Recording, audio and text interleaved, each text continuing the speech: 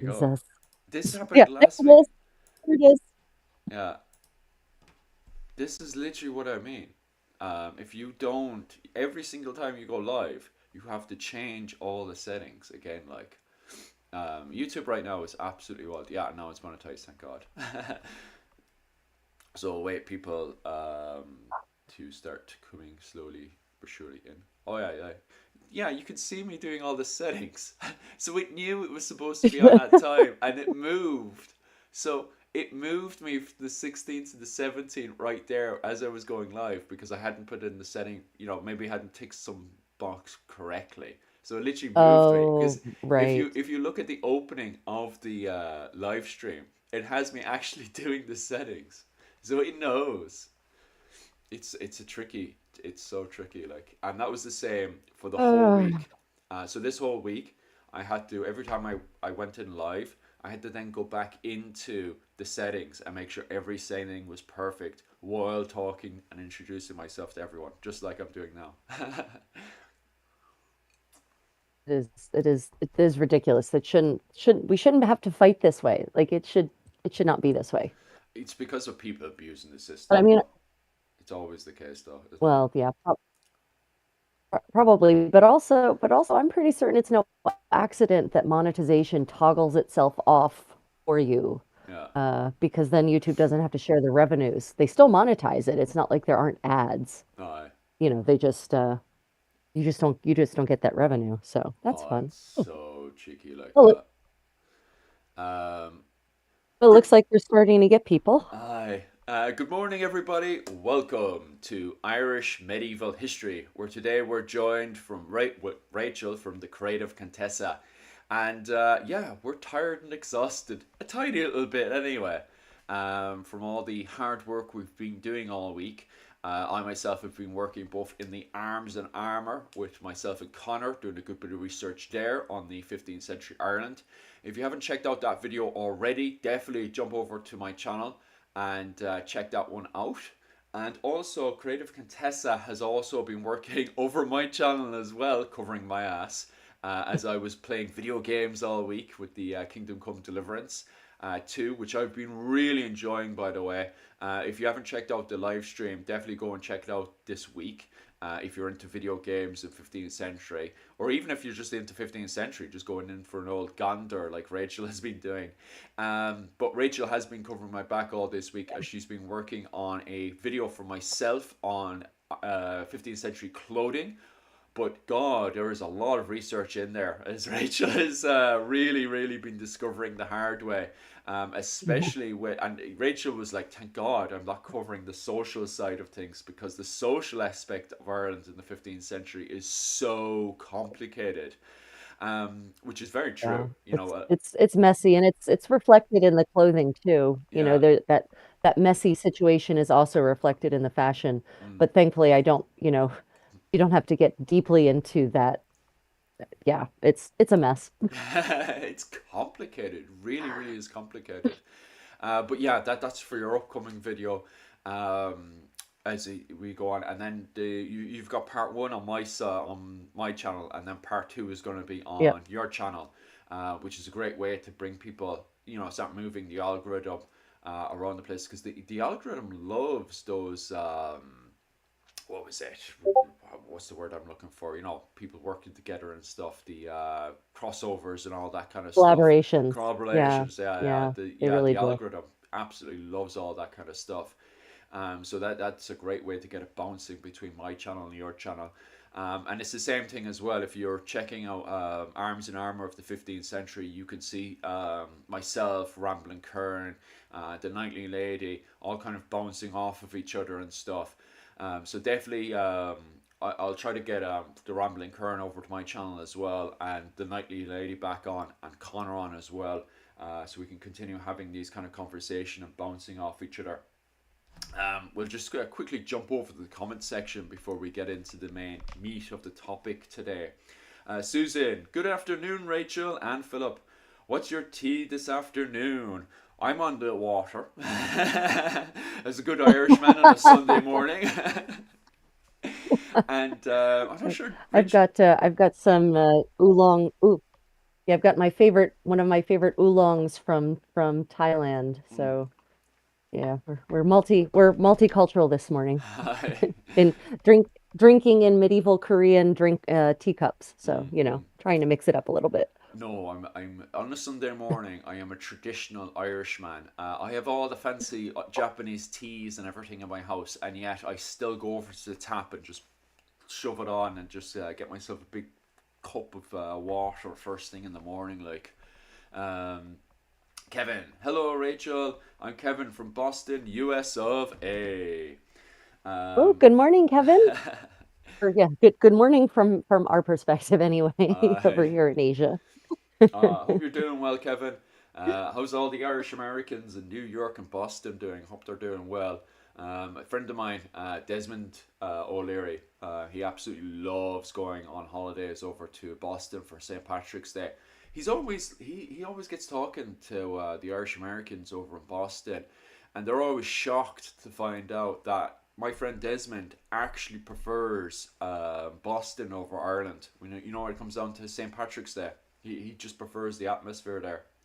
Um, Well, I mean, the way St. Patrick's Day is celebrated is an American thing, mm, so that makes sense. it We're the ones who turned it into a crazy party. yeah, like the thing is about St. Patrick's Day in celebrated because most of the pubs were actually closed in a lot of Yeah, places in Ireland, and it was mostly you did the mass in the morning and then you did your parade and right. stuff. But it's kind of gone topsy turvy now with the decline of the church in Ireland, where it is become more and more a local kind of. You got kind of more of a local atmosphere. In Dublin, it's very plastic. It's what you would call the plastic paddy effect of this kind of Right. fake Irish, um, which nobody likes except for tourists. Tourists love it, but yeah, everybody else they don't kind of like that kind of plastic feeling. But if you go to places like Mallow and stuff, you get more of the local vibe, which I actually kind of like. I kind of like that kind of local vibe when I like have a few drinks and stuff. But I definitely want to go over to Boston and see what it's like over there. Um, Try to find a good spot. It's crazy. Yeah, I, It's crazy. I mean, things get broken, people end up fighting in the streets, and it's yeah. I, You know how in Germany, Fasching, Carnivale this time of year is like the big valve mm, where people pressure valve, people can let off all their steam by just dressing crazy, yeah, drinking a lot, and singing stupid songs. yeah. St. Patrick's Day is basically that in the Northeast. Because otherwise, let me tell you, Northeasterners are pretty t uptight. uh, So it's a good chance for them to just let their hair down and be stupid for a day. Nice. That's what you want. Susan is drinking the classic Coca-Cola. That's exactly what my mother drinks. She knocks down a good bit of it. She's kind of off the whole Coke. Last time I was talking to my brother, she's been off the Coke now for a while, and the weight's been dropping off her. That that does not that does not sound good, by the way, because because Coke is short for cocaine in the US, so Ah, you sure. might not want to Yeah. put it As that as way. the Irish would say, sure, what's the crack? Because in Irish, crack is fun. It just means that outright fun. So you have Irish people always asking American tourists coming in, what's the crack? And they're always the same look on their face of just utter fear in their face. And the Irish fella just getting Yep. away to himself, like, um, with Geraldine, because I have to buy more tea tomorrow after Mass. Oh, God. Yeah, my mother would be exactly the same way, Susan. When she's not drinking the old Coca Cola, it's definitely the tea she has out. All right, like Susan, do you drink green tea or is it just classic tea you be drinking? We'll slowly but surely I think make our way over to the presentation. Anyway, Rachel, do you to have our anything to say topic, there? yeah. Now that we're Oh God, well, I don't understand why you would ever need to buy more tea because I have at least 10 pounds of different kinds of tea. I'm looking around at my tea size now, so I don't understand this I ran out and need to buy it mentality. Um, Yeah, you see, it runs but out for me. It does that. In fairness, it does run out for me. It never runs out for my wife, for obvious reason. And plus, we're in Japan, like so. Yeah, that would never happen over here. In Mallow, it's a case of Ooh. like you don't kind of run out of tea either because the neighbor always has tea. You just kind of like walk next door and just start working away. I have a dark story about that where this goes back to my friend Desmond O'Leary again, where it's even more rural, and the neighbor she would always go into our other neighbor's house and just work away, get a tea or coffee or whatever, and then go back into her house and sip away. Her neighbor had passed away in the bedroom, right? For a week, she was gone. She wasn't with us anymore, right? And she was still going Jesus. into the kitchen, getting the tea and stuff, and then just calling out into the bedroom, going, "What was it? Maeve, I've just got a bit God. of tea. I'll be back later and stuff." And when the guards were investigating, they couldn't figure how she didn't go into the bedroom with the smell and stuff. And she'd just gone into such a Oh God. habit. Yeah, yeah, yeah. Wow. She'd just gone into such a habit of just going Wow. into the front of the kitchen and just getting the sugar and the tea and the coffee and stuff, and then just calling into the background and stuff, that she just didn't think of going in and checking the rest of the house and stuff. And even the way the house was left open, like there were people still going in and out. That's why it just she was just in the background and nobody noticed. It was kind of just strange in a way, like, but it kind of funny in a But strange way. I mean, after a certain point, I guess it depends on what the season was and how Mm, heated the house was kept. But yeah, a week is a long time to not notice a dead body yeah, slowly festering in the bedroom. yeah. And because she was old, she just kind of passed away in the bed. And no, it was just funny how her neighbor, who would normally talk to her and stuff, would go into the front of the kitchen and stuff and just go, "Maeve, I'm just here to pick up A, B, and C," and then just kind of call into the bedroom saying A, B, and C, and then go off again. Like it's just funny. Like it's just typical old Ireland. Like, uh, There's actually a in the army in the military U.S. military we have a similar dark story, and the reason why there are now soldier and family readiness groups, and mm, it's because back in Iraq, the first Iraq war, a soldier was in England. His family, they were stationed in England at Lakenheath Air Force Base, and they he deployed mm, downrange, and his wife with her toddler and their newborn infant, she fell in the kitchen and hit her head mm, and died, and no one knew about it yeah, because no one was tracking them. There was no one checking in on them, and he came back 3 months later and found his family dead in the kitchen. mm, yeah, And because no one was checking on them, no one thought why is, no one had heard from them because she didn't have any friends and there was no organization to keep tabs on the family. And so this poor man comes back from deployment and finds his dead family.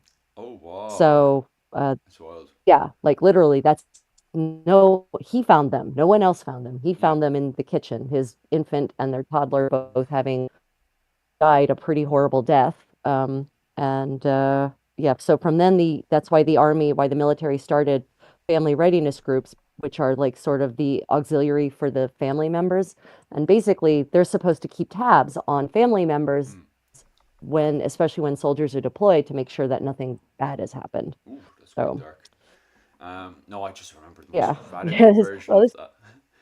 There was actually a really radical version of that as well, where there was another man from Mallow, where I live, and this is just behind the pub that my wife actually knows as well. It's called the Mousetrap. My wife actually worked across the way in one of the restaurants over there, and behind the house there was a young man living there, and he told all the locals that he was moving over to England for work, and he actually got a heart attack a few hours just before he was meant to go down to ooh, Cork to get a plane over to England to start work.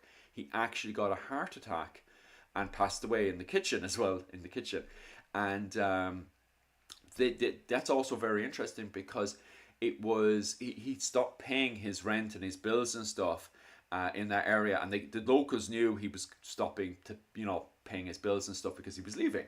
And so it was already kind of agreed that his house and all the houses in that lane were getting boarded up because he was the last one living in the row of houses. So all right. those houses were going to get boarded up, and they were eventually going to do something. But it was 20 years later that they were eventually going to do something with those. They were kind of like old fashioned cottages.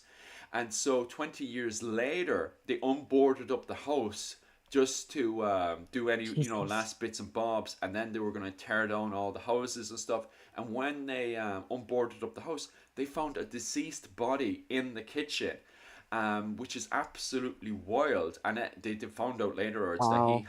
he just so happened to have a heart attack.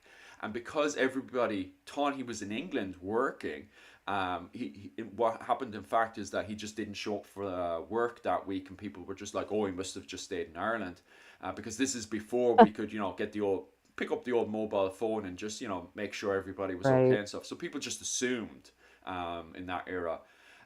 So they just assumed he just stayed in Ireland, and vice versa. People in Mallow assumed he was working happily in England and had got Right. himself a wife and so on and so forth, right? It wasn't until 20 years later, which only happened in the last 4 years or so, that people onboarded the house and found he was in the kitchen still, which is absolutely Wow. wild, But even for what's myself. crazy about that is what about his family? Like, Hmm. okay, so yes, his friends and neighbors thought he's gone. Where Yeah. was his family in all of this? They assumed he just kind of That's moved on. He went over to England and just kind of got himself a wife and just kind of stopped because this it doesn't mm, happen for everybody, but some young fellas will go off to America or Australia and stuff, and they just won't send letters back. They'll just be like, you know. wow. It happens sometimes. My auntie was. I have a very actually funny story about this. This is going on for the last 20 minutes. We'll have to. I'll tell this one story and then I'll move on slightly.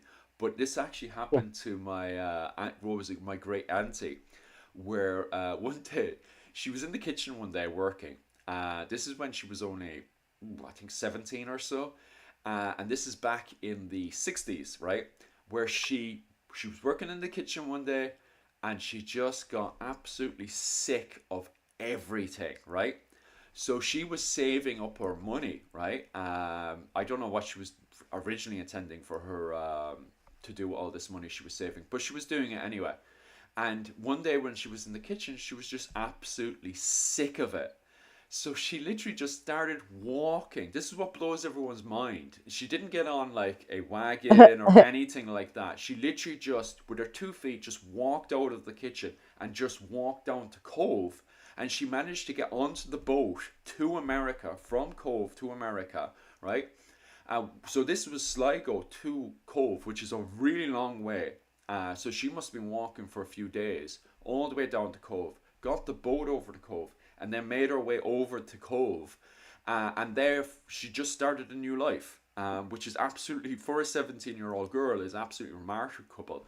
And she ends up bumping into an Italian man and they married, and she just started a completely new life. And it wasn't until about 30, 40 years later that she finally started sending letters home saying, "Oh, I'm alive, by the way.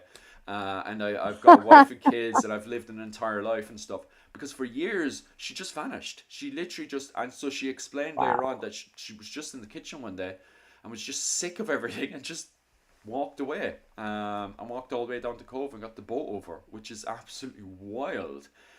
So some people do that. They just kind of get sick of Ireland and then just go off to Australia and America, like, and they still do it today. That's some people just sick of Ireland, like.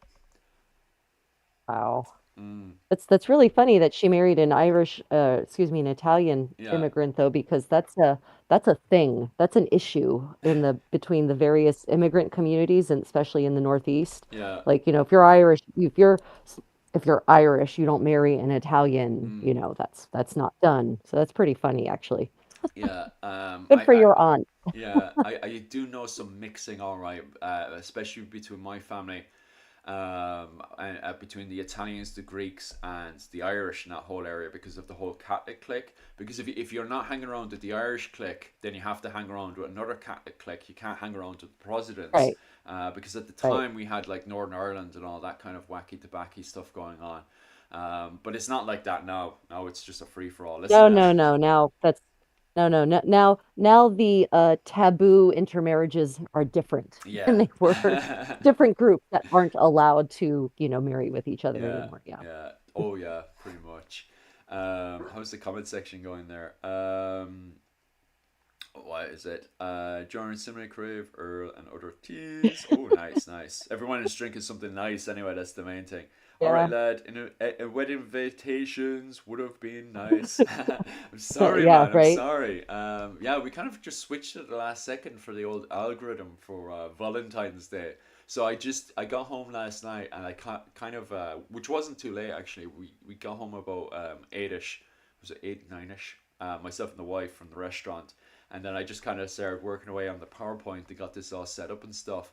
So sorry for the late organization of all this. We kind of just did this at the last second, just because we've been working really hard on our videos and stuff, and Yep. then we kind of just wanted to quickly switch over because the algorithm was just all up in the air and stuff. So we decided to take advantage of the old Valentine's Day by covering a wee bit of this.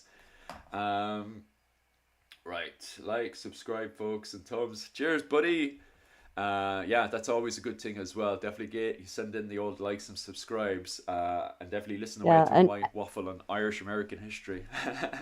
that's right. And remember, people, after the video posts, if you really want to support the Irish medieval history, go and just pop an emoji in the comments. Yeah. Doesn't have to be an actual statement, even just a little thumbs up in the comment section, and that boosts the algorithm and engagement and all that crap that we sadly have to say. Oh, I. Right, where am I? Okay, well let's get to our news, eh? Right, first and foremost, it's Valentine's It weekend. is. And so obviously Medieval Net has been posting up a good few stuff. I One of have. which is their medieval love advice and a few old kind of women's kind of things to do. You know, for example, if you're finding your future husband, how to go about that. Also, preventing your husband from cheating. Mm. Medieval.net this week have been posting up various ways that if you're a medieval woman and you don't want your husband cheating, definitely pray to certain saints to do so. Also, on top of that, if your husband has kind of lost his mood, his mojo, if you would say, different foods to definitely feed him. One of which is catnip. I don't know how I would feel if my wife was putting catnip into my food to get my mojo working, but I don't think it would work for me per se. So I wouldn't really give that kind of advice. Maybe something else like chocolate or something. Maybe chocolate would get me up and going, but no, I don't think catnip would be the best thing for me. I And mean, finally, at, at at least it wouldn't kill you like mercury or lead would. So, I yeah, mean, the late medieval period. For us, maybe you could find other examples of this with Florence and stuff, because I know Florence was experimenting, and they got what was it? Fitzgerald, the Wizard Earl, into all the alchemy and stuff. But it was the Wizard Earl. He was very much into Florence at the time, and this is going into late 16th century, and he was experimenting with all the mercury and all that kind of stuff as well. But the locals thought he could actually fly around the place because he was into alchemy so much. So that all sorts of stories are around him up in his castle up in Mead. So if you're in that kind of stuff, definitely look up the old Wizard Fitzgerald. Um, and even after his death and stuff, there's still like ghost stories and demon stories and all kinds of stuff to do with him. Very, very fascinating fellow. Um, yeah, so that's pretty much us. Definitely check that out for the old medieval news. So yeah. Yeah, MedievalNet have, so medievalist.net. yeah, medieval.net, medievalist.net. Watch as I butcher that a Yeah. few times around. Yeah. For all that kind of love hacks and also medieval music as well. If you're into the old Yeah. Valentine's mood, definitely pop over there and get a few magic songs going for yourself. Um, Yeah, I can highly recommend. I listen to the podcast Sexy Medieval Songs. It's a podcast, by the way, so mm, easy to listen to while you're doing other things. Really fun, really fun, and talks about things like courtly love and the practice of singing mm. these songs, kind of ensemble. So very interesting podcast. Can highly recommend. Oh, definitely, definitely. I'm assuming because you sent these pictures over to myself. Yeah, I'm assuming that was the yeah. find. Yeah, so My this God. so for those of you who are, we're talking about clothing, we're going to be exploring among other aspects of Kingdom Come Deliverance 2 today, the clothing. And along those lines, yesterday I made a discovery of an extant garment from 1366 from Spain that was unearthed, well, exhumed literally, in 2019. And I was not tracking this at all. And I don't think many people were because all the publicity has been mostly in Spanish. And I found one article about it in French. Mm, So, this, what you're looking at, people, this is an extant garment from 1366. Isn't it that was worn by Prince Pedro, mm. who was about 3 when he died. Unfortunately, he fell out of the window of the castle in Segovia and plummeted to his death. Oh, I don't geez. know why he was in the window and what was going on there, but they interred him in these clothes, and these garments are so well preserved. Mm, They still have their stitches. You can see how the thing's constructed. The fabric is only a little worn down in areas where his bodily juices kind of rotted it away. But yeah, so this is I'm still looking for the full report to mm. get details on the kinds of stitches that were used, but there are some really high resolution photos available. And yeah, so for those of you who are into 14th century historical clothing or just medieval historical clothing in general, this will definitely be a big step towards contributing to our body of knowledge because we don't have many fully intact garments from the 14th century. We mostly just have like pieces and some bog bodies, but we don't often have these nice clothes because these nice clothes generally get recycled in the medieval period. Mm, Like this, if he had actually lived, this probably would have been turned into a bunch of reliquary pouches or something like that. mm, So they would have ended up with saints' bones and put in a shrine in various churches across Spain. But because he sadly died, we actually have these preserved garments. So his coat was preserved. That's what you're seeing there, COTE, by the way, not COAT. And his overgarment was preserved not nearly as well, but enough that we can get an idea of what it looked like. mm. And that's silk. What you're looking at is a silk brocade. It's a blue base with a gold brocading into it. And yeah, so it's a pretty exciting find because it actually shows the way in which the skirts of these garments were made. I don't think we have a single coat from this period actually that shows how the skirts that would have kind of reached down to about mid-thigh or knee length. It actually has gussets inset into it. So it's got these triangles all the way around to create the width in the skirts. Mm. So yeah, so for those, that was a pretty exciting moment for me yesterday morning when I was supposed to be doing something else. Not always the way, because especially when you're doing the history and stuff, is that you always go down the rabbit hole, and you're Yep. supposed to be researching all this other body of work. For example, I'm supposed to be doing shops right now, and yet I keep going down every other rabbit Yep. hole, and then before you know it, a full week has gone by, and it's like I had the Yep. advantage, and now the advantage is completely gone because I went down every Yep. single rabbit hole. Like, um, Exactly. yeah, So yeah, I was actually looking for the better high resolution pictures of the Moy gown, which is for the Irish mm, medieval clothing blogs, and instead I found this and then dove down and yeah. didn't get a single thing done on the Moy gown yesterday morning. Oh, stop. That literally happens to me every single day. Is that I literally would tell myself, right, I need to look specifically at this one thing. And I'm just like, but that looks really nice. And it's only going to take me 10 seconds to do. And then before you know it, I've Right. spent 3 days reading about it. And even last night, I Yep. was in restaurant talking to Yuki. And then my brain sparked about guns in the late 15th century. And I, in front of her, started researching. And Yuki's just like, "What are you doing?" And I'm like, "15th century guns. Isn't it fascinating, Yuki?" And my brain is so bad for it. Like, It's um, it's it's hard. It's hard when you're a curious person like it, we are. It's it's really even hard to stay on topic. yeah, it's even worse now with the mobile phone because at least with books and stuff, you can't bring that to the Yeah. restaurant. But with the mobile phone and how easy accessible it is, you just whip it out and you're already on JSTOR, just boom, boom, boom, boom. It's Yep. wild. Yep. Um, Well, it's better than whipping out the phone and playing, Angry Birds or something like that. I mean, at least you're doing something useful with your brain, I guess. Oh, Yeah. I suppose that's a pretty good excuse for me anyway. I'm going to use that.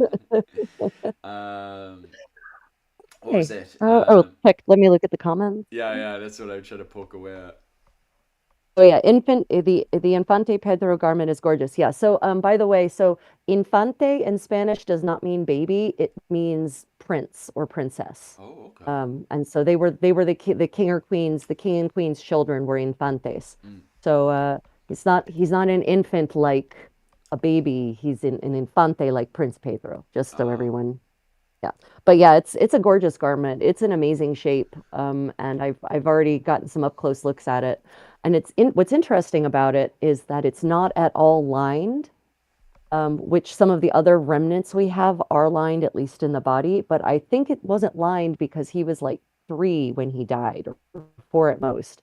And I'm pretty certain that they decided, well, yeah, he's a prince, but also he's not going to be this size for very long. So why should we waste, the money and expense of lining this garment when he's just going to outgrow it in like 3 months? yeah, yeah, yeah. So yeah, that's my suspicion. So I mean, it has some disadvantages for fashion history in that, the techniques applied will be specifically probably applicable to, well, he's a child, so, Mm. we don't need to put as much effort into it as we would if this were the king's garments. But still, it's when I saw the picture of this, I honest to Christ thought, oh, this is someone's garb for their, like piece of garb that was sitting in your chest in a bin somewhere, and they just took it out and it's all wrinkly. I really didn't think at first when I saw the picture on Pinterest that it was actually a 14th century garment because it's just in that good of shape. Yeah, like So, it does absolutely look magnificent. Now, from an Irish yeah, perspective, that would just be gold yeah, for us. right, Like we would right, straight right, away yeah, just you'd have people doing the image that every single person in what was it 14th century Ireland was wearing it because that's how much people would cling on to it. yep, Because the 14th century Ireland right now is the imagery with Richard II in Ireland for the most part, right, and various other little descriptions that we have of clothing that yep, you've been investigating and stuff.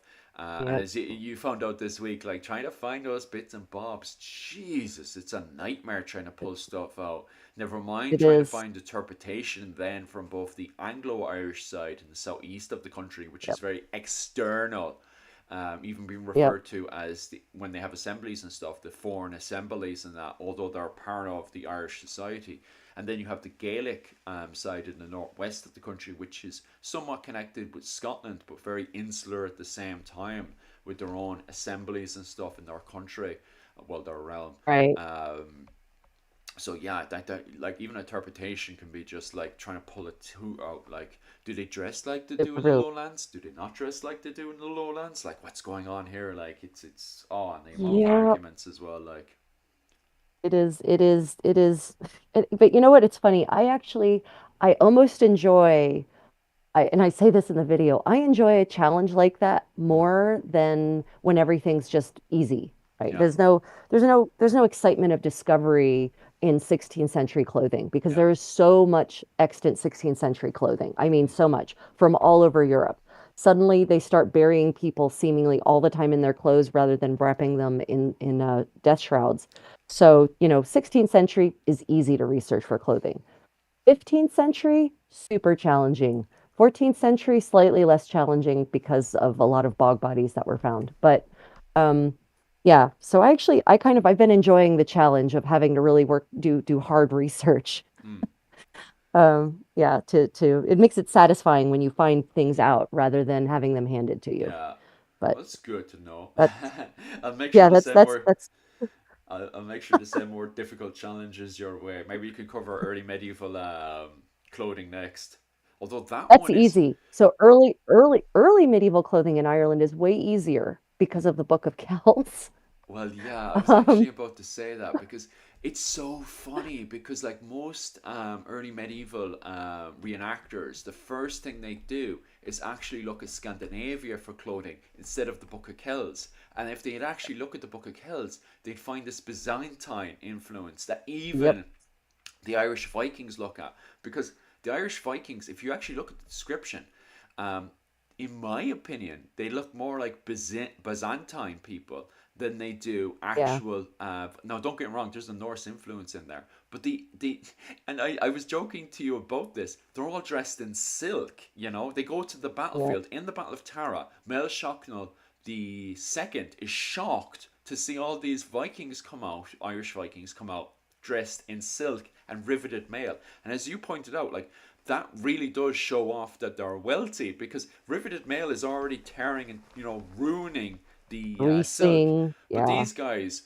and but the thing is about the Irish Vikings is they romanticize violence so much that they would do something mental like that, just have to chuck the silk on and then rivet the mail straight on over that, which to mail Shocknell the Yeah. second just blows his mind that they're willing just to throw away silk like that.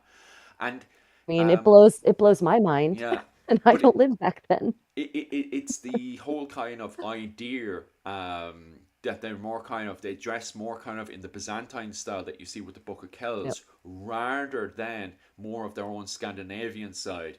And what's very interesting as well, and every single Irish historian has been pointing out this year, is that Iona is not destroyed by the Vikings.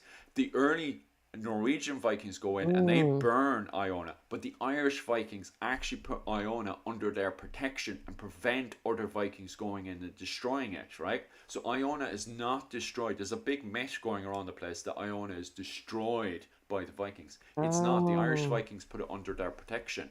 But the Irish Vikings are very strange. They mix up this kind of weird, kind of Celtic pagan Roman interpretation of Celtic pagan with this kind of Roman interpretation of Norse pagan, and they do, like, it's written by both the Saxon chronicles and the Fenian cycle. Not is not sorry, not the Fenian cycle, the Irish annals, that they're still committing human sacrifices for their pagan belief. So the Irish Nice. Vikings are just absolutely mental. And if you actually read the likes of the Icelandic sagas and the Orkney sagas, they also headhunt, which is very much Well, in line with the Fenian cycle as well. I actually have read some of the Icelandic sagas. And Mm, actually, that's another thing that makes those clothing in the first millennium so easy to research in Ireland, easier, yeah, is because they talk about clothes extensively in so many of the epics and poems and other literature that is composed in the Golden Age of Ireland, yeah, right? So you can actually get an idea of colors and sometimes shapes and lengths and layers.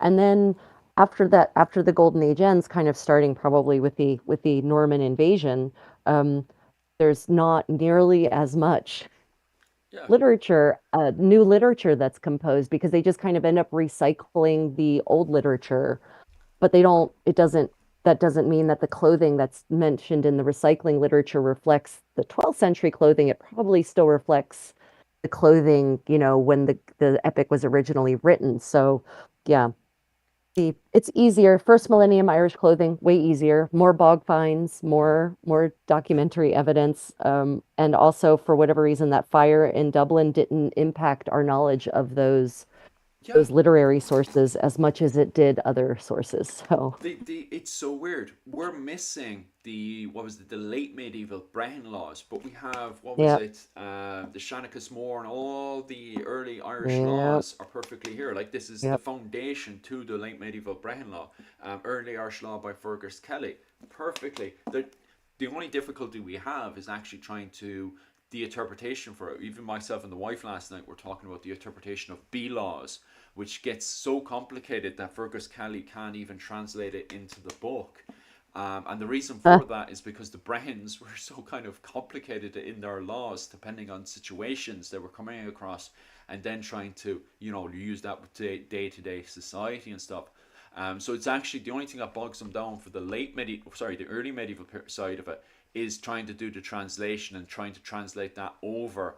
And Rachel, you've probably tripped over it a few times, is trying to find the interpretation, not just translate it over, but the right word that has the yeah, interpretation in yeah. So English. this exactly. So this is as a translator, I can tell you that what people think translation is not what translation is at all. It is Yeah. not finding a word and inserting it in place of another word. You have to actually understand the underlying concept to do a good translation Mm, of anything, right? So if you're translating a medical text, you actually should have some medical knowledge so that you understand what it is you're translating.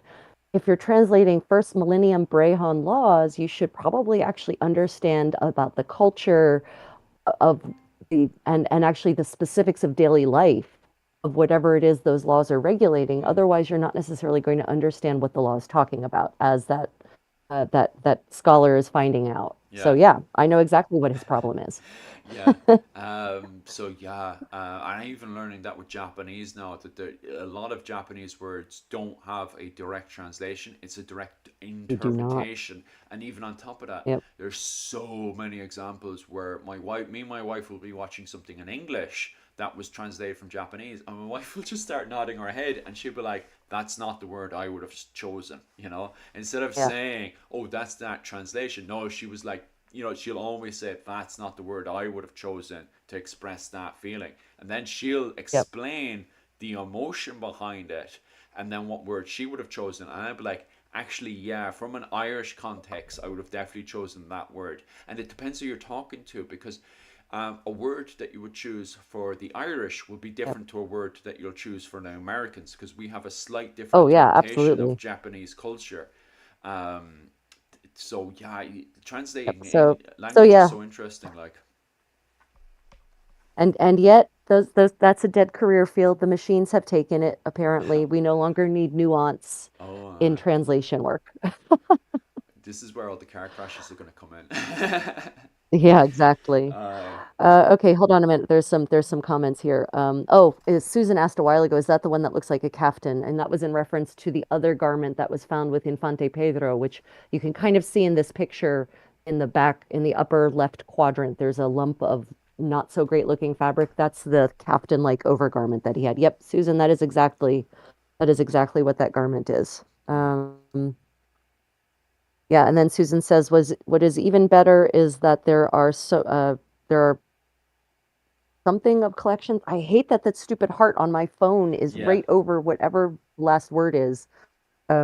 That there are collections online. I've discovered so many pieces of clothing, artwork, and jewelry. Yeah, a lot of museums have done a really good job in digitizing their collections. But Philip, guess which bloody museum hasn't done a good job of digitizing its collections? Which one would I need for this exploration of extant Irish clothing from bog body finds? Where do you think all of those clothes are housed? Hmm? Hmm? Uh, Which London or Dublin? Which one? Dublin, Oh, Dublin. And do you know who hasn't digitized their bloody collection? Dublin. They have the worst website for a museum that I've ever encountered when it comes to digitizing their collections. Like, I can't find a single bog garment on their mm, website anywhere. Like their medieval section has, oh, look at here's a nice cross and here's a chalice from some cathedral. And they have a section about, and we have garments from the bogs, but no link to images of said garments. And also, you know what they haven't done yet? They haven't carbon dated most of their possibly medieval finds. So uh, they they don't even know when these bog garments are from. There's a debate over a lot of these, whether they're from the 15th century, the 16th century, or the 17th century. And instead of resolving that by actually carbon dating them, they haven't. okay. My excuse, and I don't know if it's actually true or not, would be lack of funding. Because the Irish government have a thing of pocketing money rather than using it for what taxpayers intend it to be used for, which Ah. happens a lot in Ireland. Working on the tourist side, it's constantly a thing of, and any tour guide will tell you, it is a constant thing of the government expecting to make a lot of money from tourism but never putting money into tourism, which is funny Mm. because a lot of Irish people put money into the system for these functions to work, for people to come in, spend money in the country. And then when people do a bit of researching, it's blatantly in your face that somebody's just put it all into their pocket, in your face as well, which is very frustrating for a lot of people. So, yeah, Mm. I don't know what the. I'll have to poke around to see why it's like that on the museum side, but it wouldn't surprise me if you have a lot of courier, people that work in the museum and stuff, and just blatantly saying, you know, so and so is not giving us the right amount of money and budgeting. So, wouldn't surprise me. Ah, it's very frustrating. Yeah, yeah, that's Ireland. Okay, well then, shall we dive into our main topic today? Yes, my fun, wasn't it? Well, yeah, it was Friday for Valentine's Day. We had the Valentine's special over on my channel for the Kingdom Come Deliverance gameplay. If people haven't been paying attention, I've been doing like gameplay like every single morning on the video game Kingdom Come Deliverance II. And in it, I have been. By the way, the game is set in 1403 in Bohemia, which is modern day Czech Republic, and it is supposed to be as historically accurate as possible. As Rachel is about to tear it apart for its historical inaccuracies. Now, I'm not that bad. I look at this and I can enjoy it for its historical accuracies. Rachel, on the other hand, for our entertainment, will be the I can't say this word because of the radical wokeism that's happening in what was it, YouTube right now. But Rachel is quite strict. What was it I on am. the judging of clothing in the 15th century for our entertainment. So for today, I will be asking Rachel, poking and prodding her to see what the clothing is like for the wedding, because on Friday in the video game, I was invited to a 15th century wedding set in 1403 in Bohemia. And it was to a lord who was marrying his son off to another, what would you refer to her as? Lordess, Noblewoman, hopefully. noblewoman, yeah, noblewoman, yeah, that Good. sounds much better. Who they were, I didn't quite find out, as reasons we will find out much later on, because of what I got up to at the wedding, which isn't acceptable behavior, but yeah, anyway, I have a good introduction anyway. Um, Antisocial Henry. Okay. yeah, I was a Okay, bit.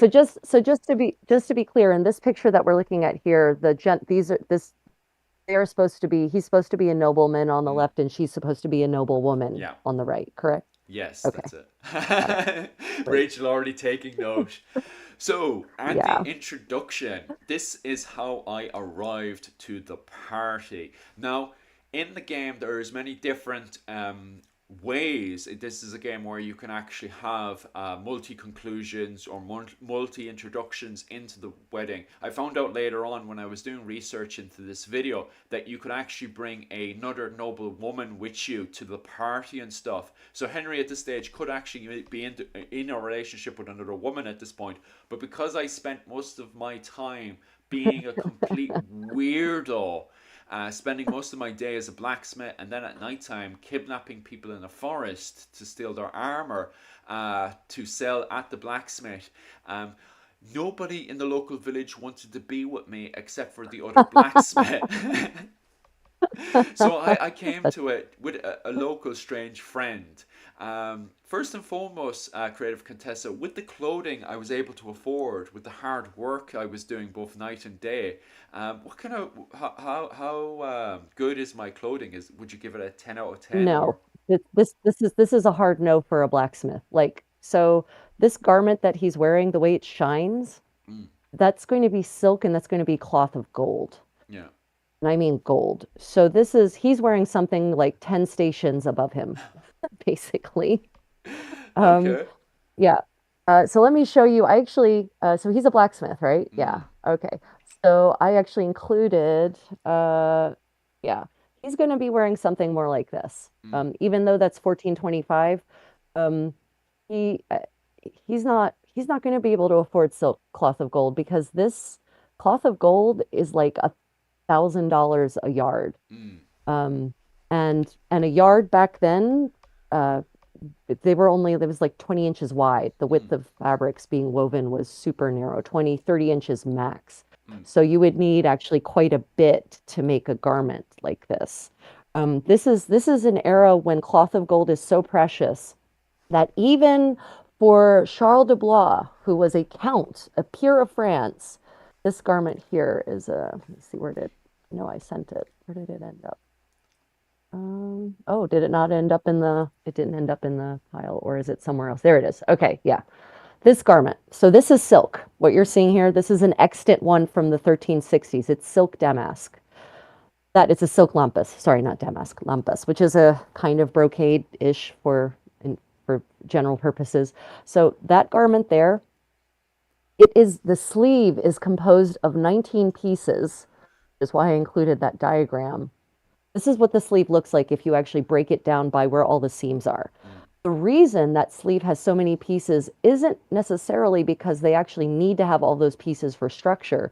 It has that many pieces because they were trying to maximize the use of the fabric, mm, because that's how expensive it was. Even for a count, they had to use every single last square inch because that's how expensive the fabric was. mm. So there's no way that a blacksmith is going to be dressed like this. Not even in our wildest fantasies. The Dukes of Burgundy were known for dressing their retainers like this. Mm, That did not include blacksmiths. Now, if he were the head of the blacksmiths guild, mm. like maybe, maybe then, and he might have received those kinds of clothes as livery from maybe the king or something like that, as the head of an important blacksmiths guild, like the blacksmiths guild in Prague, Mm. not not the blacksmith guild out in bumfuck, oh, excuse my language, out in the pampas of Czechia. Yeah. So this is a no for him. For On my the other hand, character, that yes, for his character. Now, in terms of the gentleman on the left which is is the master actually, blacksmith. yeah, so that's You see, what he's happened dressed is he's that he's dressed the way that Henry should be. you see, that's my master. See, I went on for him to continue because my father, Henry's father, was a blacksmith, and at the start of the game, all my stuff got robbed and stuff. So I went to him to go work it. But at nighttime, as I was saying earlier, I was robbing people's stuff and selling it. So I used all the money I was, from ambushing knights and stuff, to then go and buy all the stuff. So I rocked up to the party dressed like this, which is even if you go to the next slide, you have people pointing fingers and being like, "Who is this guy?" Just like, what's going on here? So Yeah, so he's definitely dressed way above his station. But I mean, and also there are sumptuary laws that would make that illegal. uh, So yeah, like there's literally sumptuary laws are all about preventing people like blacksmiths from dressing above their station. And the laws nearly always read something to the effect of anyone who is of the rank of a knight worth 100 pounds a year or lower may not wear, or rank of knight or lower with a income of 100 or worth 100 pounds a year or lower may not wear X, Y, and Z. And I mm, guarantee you that X or Y or Z includes cloth of gold. I. So um, yeah, so that's a hard no. The shape, like the shapelessness of this garment is distressing to me. Um, so it's an over, so it's first off, I'd like to say it's great that it looks, at least he should be wearing layers. Mm, So there should be a coat underneath of that, a fitted coat, like the Char de Bois Pourpoint, actually. And then let me show you some pictures of how men actually dressed in this era. Um, where did they go? Um, right. Okay. Yeah. So here, for instance, his overgarment should be a lot more shapely than that, mm, especially in that cloth of gold, because that's to have a voluminous garment in cloth of gold. And if you're going to have a voluminous garment in the Czech Republic, then it should look like this. mm, So this is actually from 1396. This was Jan of, I forget what his last name was.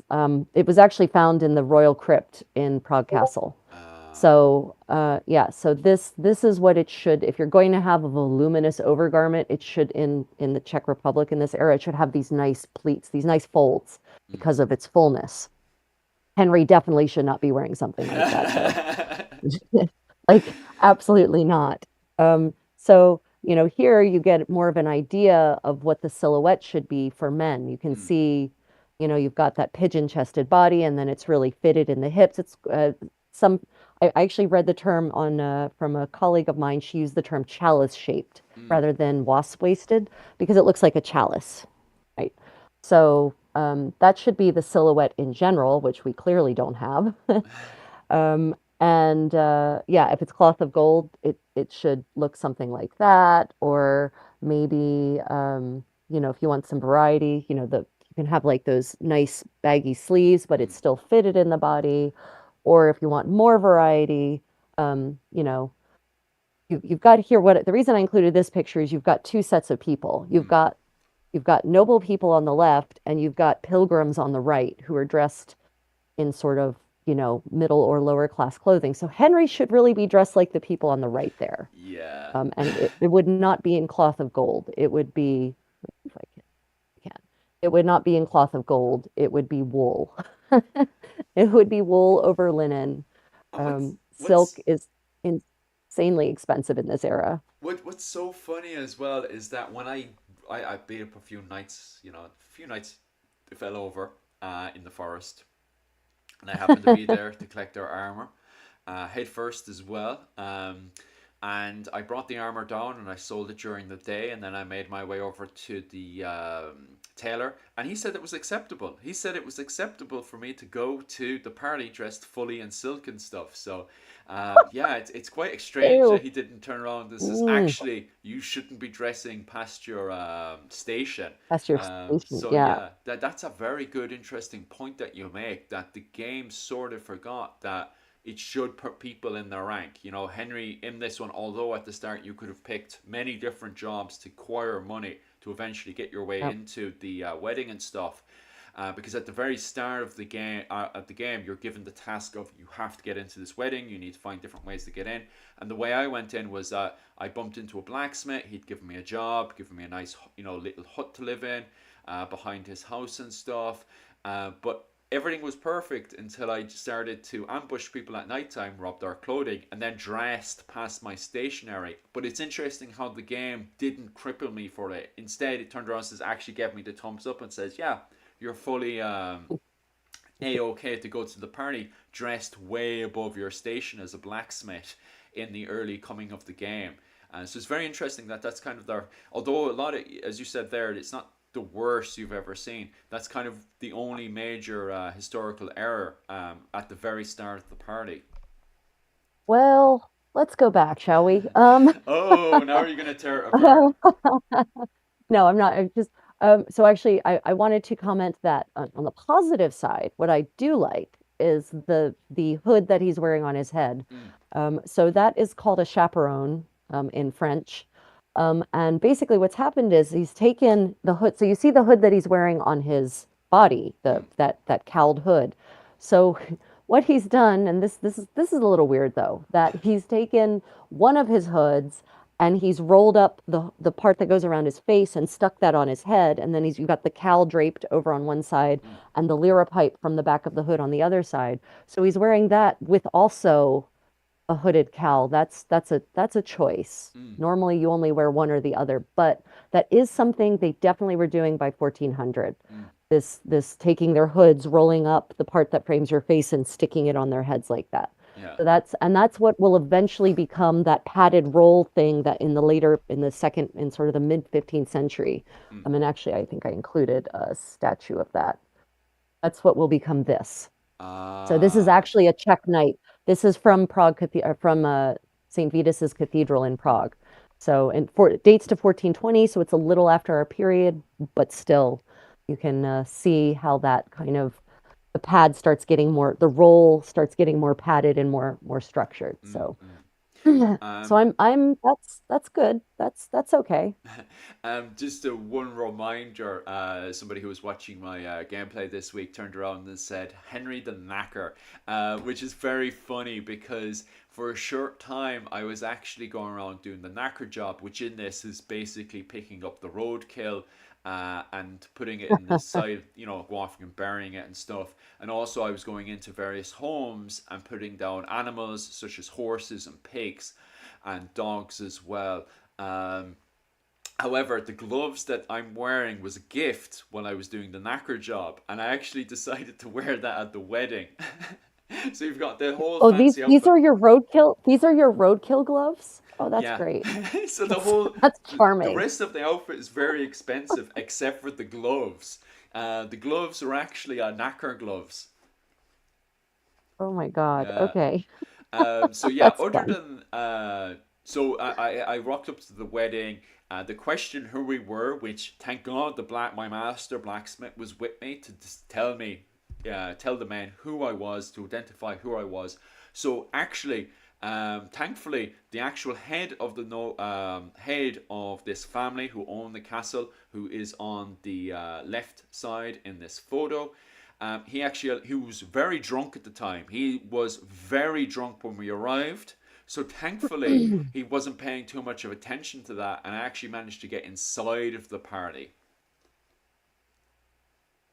Well, I guess that's one benefit to drinking to excess, is letting Well, randos into your wedding party. for the time being, I think most likely later on he definitely regretted letting me into the party, as things start to escalate later on. But that's later on as we go through the images and stuff.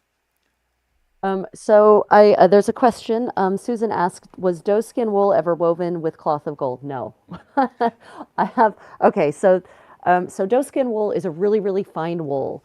And it was like the creme de la creme of wool weaves in the Middle Ages and especially in the 15th century. The Mm, closest thing you can sometimes still get doeskin wool. It's also Melton is kind of close to doeskin, but not quite. And it's almost like the satin of wools. mm, It's so fine and so shiny and silky that it actually changes in the light. mm. So, yeah, but no, Susan, I have zero evidence of of doeskin wool having been golded, shall we say, woven into cloth of gold. But there were silk wool blends. Mm. That was a thing. Silk wool blend was a thing that was done, just not brocaded like this. So in this picture, so that the headwear that the gentlemen are wearing, the other gentlemen, are mostly like 60, 70, 80 years too early. Oh, okay. Uh, That's awkward. yeah, for the most part. This is a style, especially the gentleman on the right there, in the green. Ah, That's a yes. style of hat that is very late 15th century. I have a It would have better been photo of him. I think it's the next slide or the following slide or something. No, this. yeah, probably go a little bit more down. Let's see. Oops. Well, Oopsies. Yeah, that's the one. there we go. Just Maybe. go down. Yeah. Yeah, yeah, that's the one there, slightly blurred. But I also noticed there was something strange as well. He's got his coat of arms stitched Oh, into it's the. blurred because I had it zoomed Oh, in. but he has his coat of arms stitched into the over tunic as well. Would they have Uh, stitched their coat of arms into their no. tunics, or is that kind of a Game of N- Thrones kind of thing? that- That's a Game of Thrones thing. So heraldry in this era, I mean, first off, it's not an arming garment. Mm. Um, so here's how heraldry would have been applied to a garment of someone. Is he actually a nobleman, the gentleman No, in he green? was just a And he does guard. Yeah. and he does whose coat of arms is that? Is that That's the his coat of liege arms lords? of the settlement. So when they came in, the noble was on The the left towns. side of the photo, Okay. and then on the right side was himself, Okay. and he's a guard, just protect.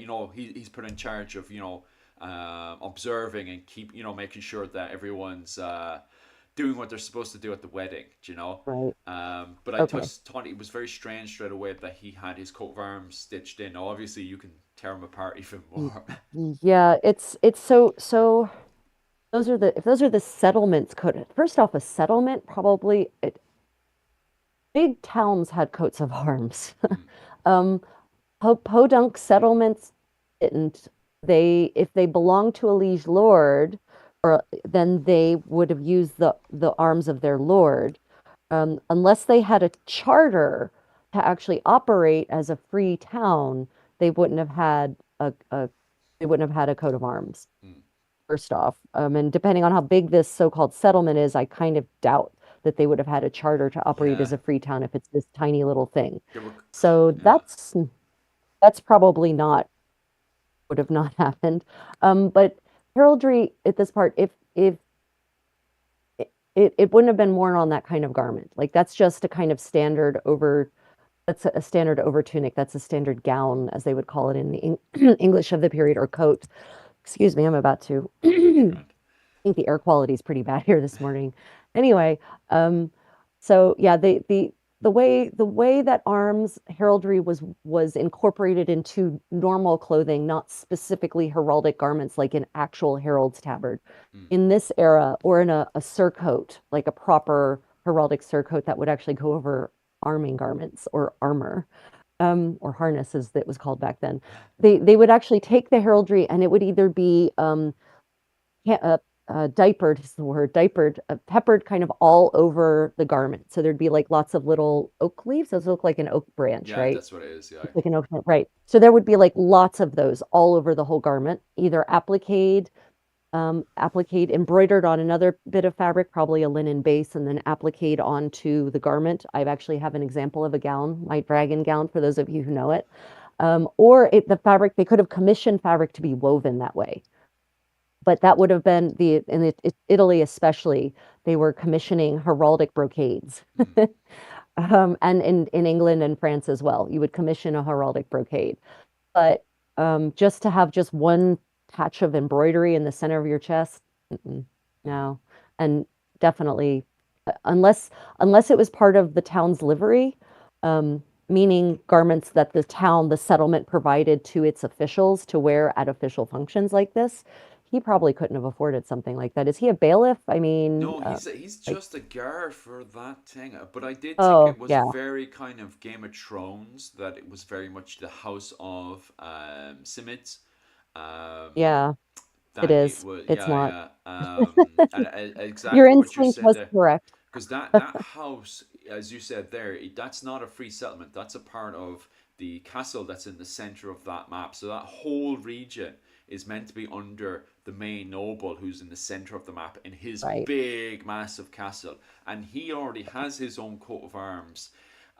Which, Yeah. don't get me wrong, you do have people in that region who have, wear his coat of arms and stuff.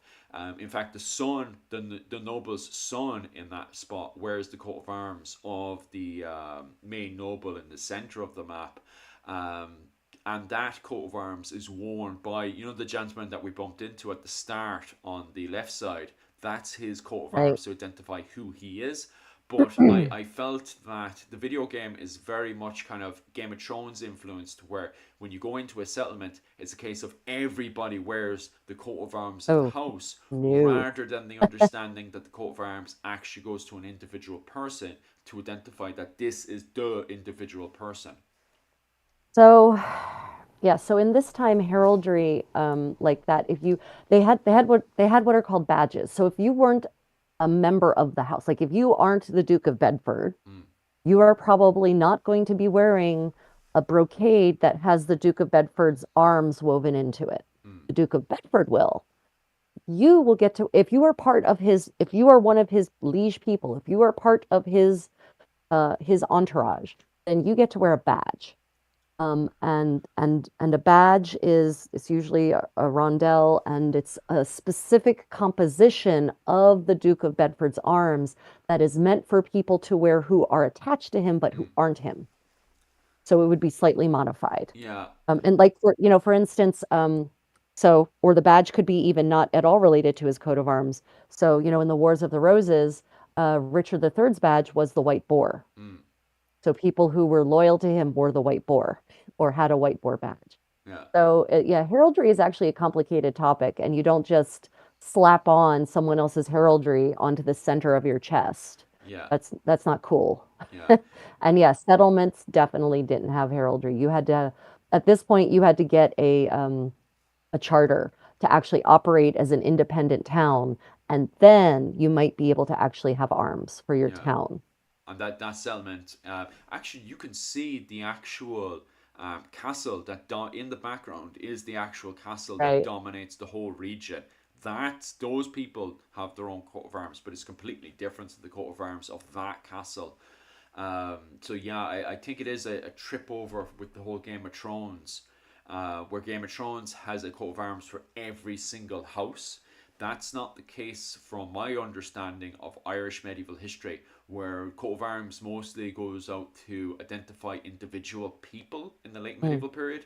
Now, don't get me wrong, in the early medieval period, we do have it's also once again very much argued in debate that there is various flags and kind of like early versions of coat of arms to identify the different Tuat groups, the different kind of tribes, as different tribes or kingdoms or whatnot. So they do have flags and different ways to identify themselves for various meetings, battles, so on and so forth. So right, those things sort of exist, but they're not right. to identify different houses in either the early medieval period or the late medieval period. Every like a father has a completely different coat of arms to a son. It's mostly to identify who you were because people couldn't recognize the person's face. Right. And that's I mean that's how heraldry is used in the mainland too, except that they decided it should be well, so the way heraldry works in England and on most of continental Europe is that the father has the the eldest, the paterfamilias, Mm, uh, gets the coat of arms, and then there are differences are added, and the heraldic term for this just went out of my head. But each son in turn, from the eldest to the youngest, gets a different addition, not augmentation, a different addition to the cadence, maybe addition to to the coat of arms that indicates that this is the first son, this is the second son, this is the third son. So if you ever see the medieval English coat of arms, the royal family, the Plantagenet coat of arms, the quartered between the leopards and the fleur-de-lis, mm, right? If there's a crenulation at the top pointing downwards, that downwards facing crenulation indicates that that is the heraldry of the crown prince mm, of the eldest son. So that's why the Black Prince, his heraldry was that, because he was the eldest son of Edward III. mm. So that's how you would indicate on the mainland if it wasn't the paterfamilias, but was one of his children. It was, did someone provide me the word? No, there's a specific heraldic term for that kind of addition to a coat of arms that indicates the child, and it's not a chevron is not one of the differences actually. Moons, crescent moons are one of them. Uh, Because there's normally yeah, that I'm red I'm not line with the thing going down. Yeah, I remember that all right, but I can't remember what it's right, specifically called because you see the same thing with the likes of the Butlers and the Fitzgeralds, where you have the main line, but then with the son, there's a different, slight right, differences, and it depends if he marries into another family then and introduces another, changes it around a wee bit. Because you can see that with the Desmond Fitzgeralds in particular, where they're marrying right. into the likes of the Kingdom of Brittany and they're introducing, influences from the Kingdom of Brittany over. And also with their marriages to other clans and stuff, where they're putting in coats of arms here and there. Um, Right. but anyway, before we end up going Yeah. down the complete rabbit hole.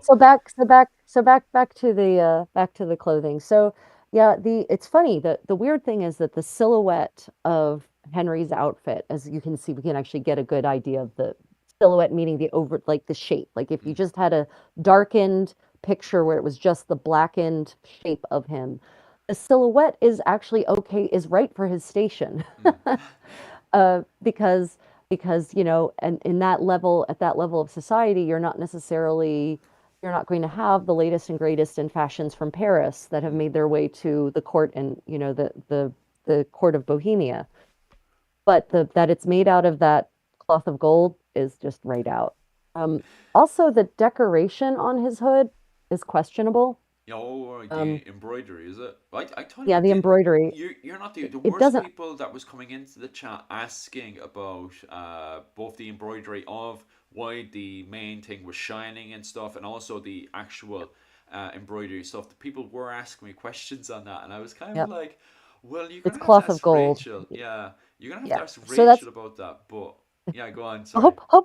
hopefully some of them will actually watch this and have their questions answered. Oh, one Yeah, of so them the is, so reason don't that it's worry. shiny, the reason that it's shiny is because it is silk and gold. So the gold is actually gold. So the way you make gold thread, made gold thread back then anyway, so you have a silk core, a silk thread core, and then thin, thin, thin.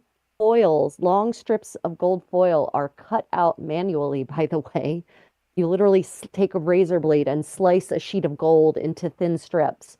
And they've actually reproduced cloth of gold here from the 16th century at my local museum in Daegu, and they did a video on it. Mm. So you can actually go to my channel and you look up cloth of gold or weaving fabric or something like that. You'll see the video on how they make cloth of gold and actually weave it. It's the same process in Korea, Joseon, as it was in medieval Europe. Mm. And then you take that thin foil, that crazy thin foil, and you wind it around the silk core so that it's perfectly, there's no gaps between the foil. Mm. So to even make gold thread is a massive labor process. There's no automation of that process in the Middle Ages. So then you have to make enough gold thread to actually weave into fabric. So that kind of gives you an idea of the mounting costs of cloth of gold fabric, because it isn't just about the materials, which are also expensive, but the labor involved in even just creating the raw materials to weave cloth of gold is immense. Mm. So yeah, that's why it's shiny, and it would have been shiny. Cloth of gold, when it's first made, shines like the sun. Unfortunately, over time it tarnishes, especially if the gold is not pure gold. If it's like a gold, if it's got silver in it or something like that, Mm. then the silver component of the gold alloy will tarnish, and that's why it gets less shiny over time. But Uh, yeah, that's why it's so shiny. It is silk and literal gold. mm. But then the embroidery, I don't think the embroidery, you're going to completely correct me on this one, but I didn't think it was that wild when people were asking me about it It's and not, were no, no, no, it's questioning. not. So it's not wild. It's that we don't really have evidence of it. Oh, yeah, see, For this is the thing I was saying before. So yeah, I actually, between you and me, Rachel, I actually stole that top bit. I didn't actually purchase that. And I actually robbed it from the people that were actually in the wedding. So this is where the game kind of the AI isn't as how we say advanced as it should be. So I was able to go into the right. settlement, rob from them, and then go back into the same settlement. And after, if you have the item for a certain period of time, the AI forgets that you robbed from them. So so when it sees the item again, it doesn't click and say, oh, "You stole that from me. You shouldn't be wearing that." After a certain period of time, which is 7 days, I actually looked it up, the AI forgets that you stole that item from them and just assumes that you just purchased it in a shop. So that item is, once again, I think it goes back to the whole Game of Thrones thing of, it's meant to be like the roots of an oak tree or some kind of plant like that, because that whole Right. faction in real life, they're very kind of boyo, kind of Celtic kind of influence and stuff. And I know that's kind of a dirty word and all that stuff, but because their castle is built right next to an old boyo, which is Boii, fort, there's a lot of that kind of oak influence into that house. Now the problem is from there is that it becomes this kind of house coat sigil and all that kind of stuff that's very more kind of Game of Thrones influence, which also Right. influences their clothing and stuff, and that's why the hood is the way it is. Which, because Yeah. I kind of like Celtic kind of Irish stuff. I seen the hood and I was like, I'm gonna have to rob that hood. So I robbed the hood and chucked it on. So I mean the oak branches, oak leaves, and acorns are definitely a highly used decorative Mm, element in the 14th and 15th century. I have no objection to that. yeah. The thing that I don't really have evidence of from this period in this place is embroidering a hood in that way. Ah. That's what I said. I don't have it. I have evidence. Sure, there's lots of metal bits and bobs like decorative belt mounts and belt ends and strap ends and um, even fabric Mm, or applique on like the main garment. But I don't really have evidence of embroidering hoods in that manner in this era. You can see that, this very high-ranking gentleman here, very fashionably dressed in Prague, mm, and his hood doesn't have any embroidery on it at all. It doesn't even have ah. any design at all. That's why, and you can see the hood on the nobleman here on the left. That's John of Manderville. And you can see that it has, the really neat scalloping, the dagging as it's called, on the cowl, those pieces, those kind of strips that look like strips hanging down. Mm, And there's no indication of any kind of decorative element. Now, that could be an artist's laziness. You never know. Art's kind of tricky. And so, um, I haven't found the evidence of that for that kind of decorative element for the Czech Republic. mm. And also you don't really see very often, there's an occasional instance of wearing a hood over top of a fitted coat, like our bather was. Well, actually, he's in the picture on the left, he's actually having lice combed out of his hair. Oh, okay. Which is quite Yeah. common in Ireland. I can't say anything. And and on the right, she's washing his hair. Uh, So that's the kind of treatment you could get at the bathhouses. mm, Um, so yeah, I don't have evidence of this kind of embroidery, this being done on a hood. mm, Um, yeah, and also the hood is a little bit baggy for what is supposed to be a fine garment, that mm. hood. With that kind of embroidery, that should be an upper end garment, 100%, because that's embroidery was expensive in this era because the materials were expensive, the labor was expensive. Ah, So that hood should actually not be so baggy. mm. It should be fitted and it should have buttons going down the front so that it actually fits his neck pretty nicely and that Ah, sort of thing. So the hood's a little too baggy. okay, Could okay. be That's quite tighter. But that's interesting. that's that's that's me nitpicking. Ah, Yeah, and the reason I say I don't have evidence is because it is actually, I have actually found some primary sources in Czech mm, from the era that talk about clothing, and the ones I found haven't talked about embroidery. So I just don't have evidence for it. Which is why I tend to suspect that it's probably modern artists' imagination. mm, mm, mm, So mm. yeah. So eventually, according to the comment section, because the silk was so reflectant, they couldn't stab the silk. So Henry was able to get into the party, according to the What? comment section. Wait, I must have missed something here. I must have missed Is this something as well. I can't remember anyone trying to stab Henry at this period. But anyway, regardless, yeah, Henry managed to get himself into the party, even if he's dressed above his station. It was just the magic of the power of the silk he was wearing, which I was unaware Oh, of I until I see. read the comments section. Oh, interesting. Mm. Okay.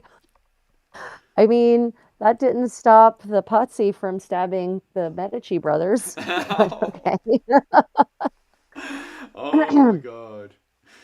Yeah, no, okay. So Susan says not 1403 Hussite Warren and Bohemia is the game setting. No, so Mm. that's unfortunately a point of confusion. We're not at the Hussite War yet at this stage of the game. It is 1403. We haven't gotten to Jan Hus is still alive and well and Yeah. preaching in this era. We haven't actually gotten to the war part yet, Mm. because the war doesn't start until 1419. So this game technically predates the actual Hussite wars. Mm. I think more accurate would be to say it's in the midst of the Hussite movement, I Yes. think is probably Which a better way of phrasing it. I will be talking about later on because we have actually bumped into the high side movement, which Right. I don't know if I should do spoilers to the whole link to between this marriage and stuff, but this marriage actually becomes very important later on to what was happening yesterday. But we'll move on slightly down the slides a wee bit, and Yeah. we'll get Henry into the wedding itself, which is just slightly there. There we go. So wait, I want to talk about this. Okay. This is the man in the red. He's Mm. the Lord? He's the Is head he the of this father? house. Yeah, he's the head of the house. Okay, so he is a nobleman, right? Mm, yes. Yeah. Okay. So actually what he's wearing is I don't hate it. Okay, Um that's a start. it I mean, at least from what I can, so it's a little okay. So now I see what they've done. They did something really weird with the Grand Assiette sleeve. So Mm, you see the shoulder blades. mm. You can see, I'm not certain if can we actually see my mouse when I use it to highlight things? Probably not, right? Because it's not broadcasting that. Okay, if you look at his shoulder blades, he's got these semicircular kind of padded lines of padding that kind of trace the lines of his shoulder blades. Mm, That is what is referred to as a grande assiette sleeve. And that's actually what it's called in the inventories of the era. That's not a modern costuming term. And that literally means the big arm's eye. Because basically the arm's eye, which is the hole through which your arm goes on your garments, where your sleeve joins to the body of your garment, that's called the arm's eye. mm, Basically, in this period, and you can see it on the Charles de Bois Pourpoint here, the arm's eye was super duper deep, and it actually cuts across the chest in the front and cuts across your shoulder blades in the back. And what you can, if you look at the Charles de Bois Pourpoint, which is what that red thing is trying to be, you can see the smooth line across the shoulder. There is no seam cutting through your armpit and over the point of your shoulder that will inhibit your movement. So mm, this was actually a major tailoring revolution of the 14th century. It's so key to the silhouette from fashions from this era because what it creates, instead of giving you pointy shoulders, mm, which is what an arm's eye at the point of your shoulders would do, it creates this smooth look, this smooth rounded look. And it also allows you to literally stick your arm straight up mm, and use your sword to kill someone really badly from straight above without binding you in any way, despite the fact that your garment fits your body like a glove. mm. It gives you full range of motion. We actually have imagery of executioners wearing this exact garment with their arms straight above, ready to bring the axe down. Oh wow, that's pretty awesome. Um, Yeah, no, so in terms of arming garments, this is the dream garment because it gives you all kinds of motion and still lets you look like a sexy beast. it does. It does look very, very tight, and very, very nice. Maybe um, Henry should have rocked up with something more like that. Just a quick question there from Kevin. Once again, going back over to Henry and what he's wearing at his Mhm. arrival. Kevin wants to know, what did the people think on Henry's arrival wearing silk? First and foremost, what did they think at? Oops, I just clicked something. Oh, um, thought of the silk. Where did it come from in both locations in Bohemia? What did they think of Right. silk and its look? Where did it come So from? where the people of the era thought so where they thought silk came Yeah. from.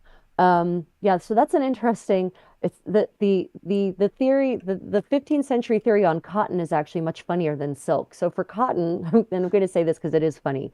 So medieval people, cotton is from India, right? There were no cotton plantations in Europe Mm, in the Middle Ages. So they had cotton, but it was imported. And so it looked to them like wool, like raw wool, mm, which is why it's also called cotton wool sometimes in different languages, including English in this era. And so the medieval idea about the origin of cotton was that in Asia, distant or Great India, which India, by the way, was this generic geographic area that covered like parts of Africa and Asia, depending on who you were and what you thought about geography. But anyway, in distant India, there were these trees, cotton trees. mm. Okay, well, it's a bush, but tree isn't too much different from a bush. But they thought that the trees had sheep that grew out of them, and the Ah, sheep were the source of the cotton wool. And so if you look in Marco Polo's Book of Wonders, there's actually an illustration of a cotton tree with these cute little sheep, just little dotted all around the little tree. It's so adorable. So yeah, that's what medieval people thought cotton came from. that's wild. Silk they didn't know. Silk was a secret, right? Mm, Silk production was jealously guarded by China for a very long time, and then eventually the Byzantines managed to smuggle out some silk cocoons. And then production switched to Byzantium, and then they jealously guarded the production for a long time. And then the Crusades happened, and that jealous guarding kind of was forcefully brought to an end in 1204 mm.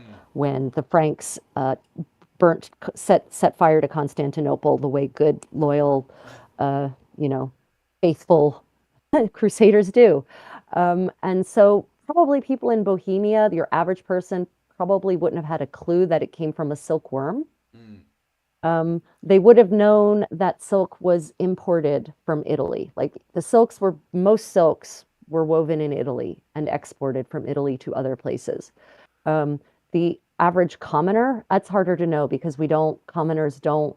write their thoughts down for Mm, us in Czechy. We occasionally get lucky in England with a couple of like middle class diaries that have survived, but Czech Republic not so much. mm, So I expect though that the average commoner wouldn't have had a single idea about the production of silk.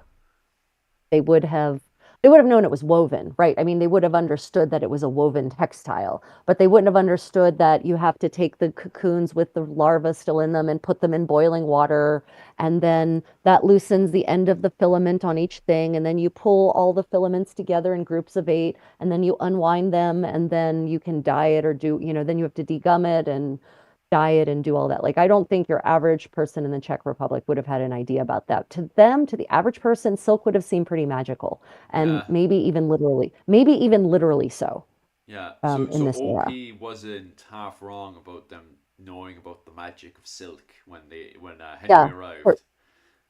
for certain, there would, especially amongst the more superstitious lower classes, less educated classes, Mm, there would have definitely probably been the idea about silk being a semi quasi magical textile. yeah. Um, and also the reality is that anyone who's wearing cloth of gold, uh, a commoner is not in this era.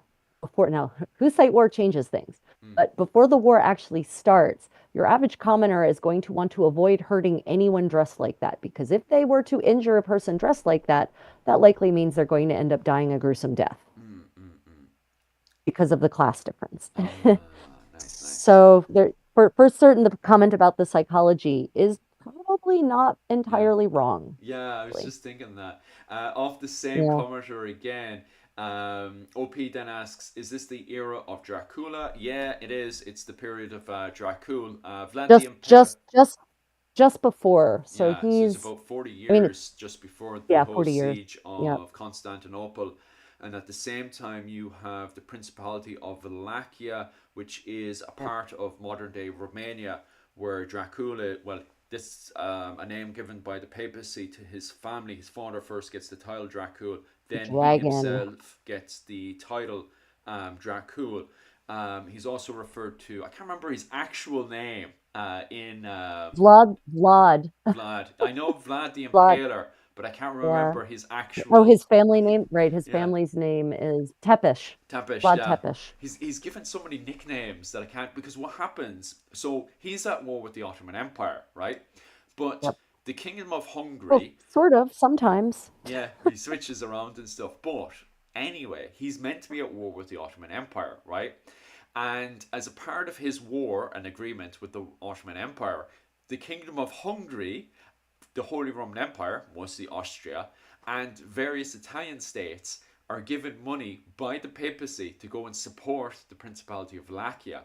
And they're actually, what happens to most of this money, and me and Rachel were talking about this later on, is they go and pocket most of this Crusader money to themselves because they have no interest going off and fighting the Turks.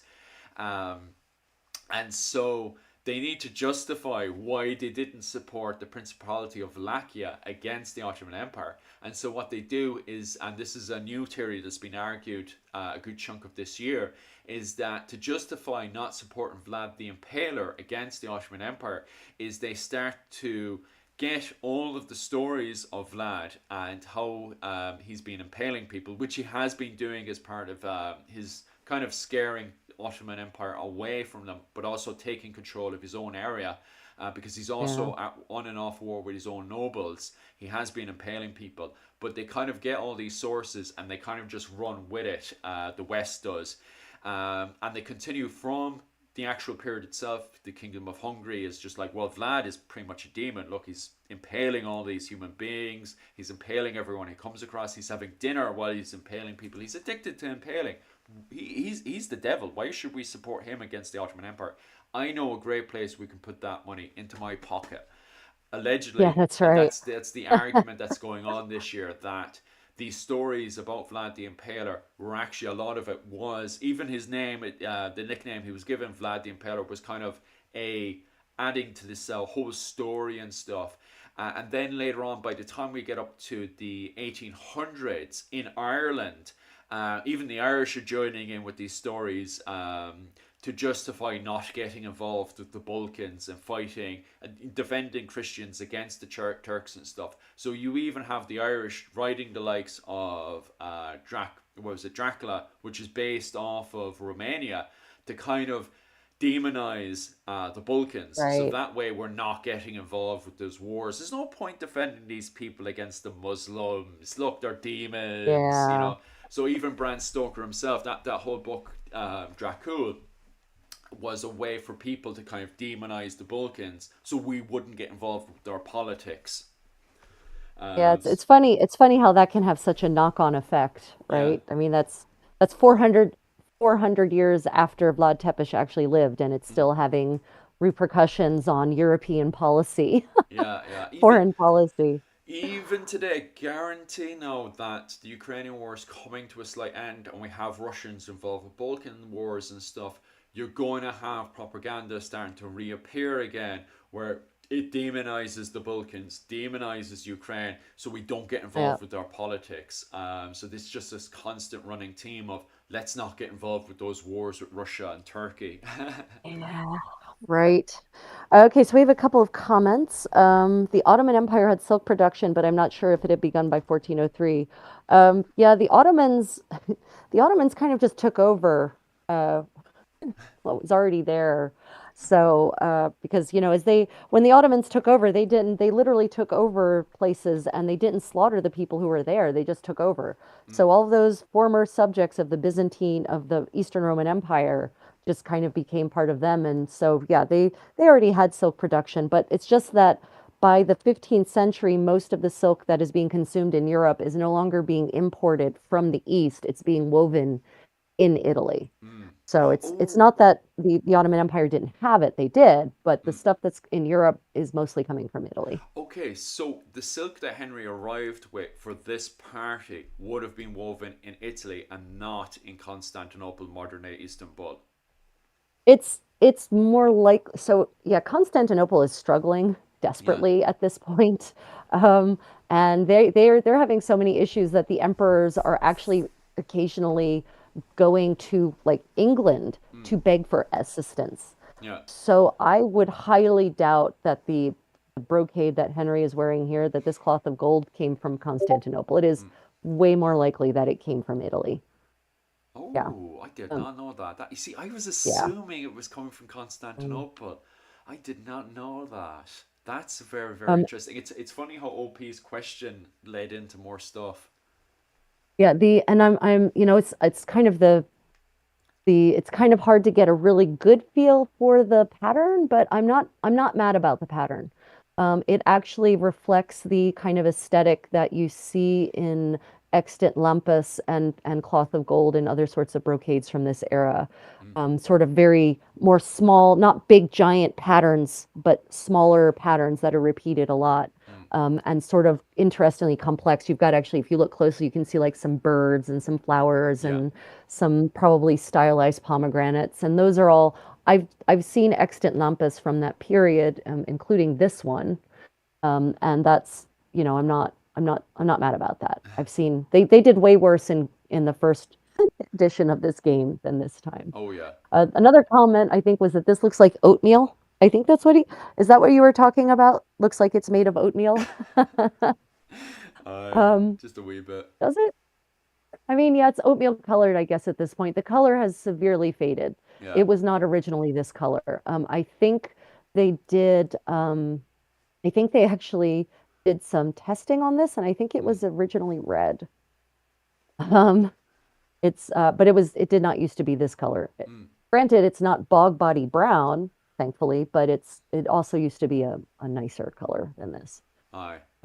Yeah. Perfect. So, yeah. Other comments? Let's see. Then was Let's one see. on what was it? Japan.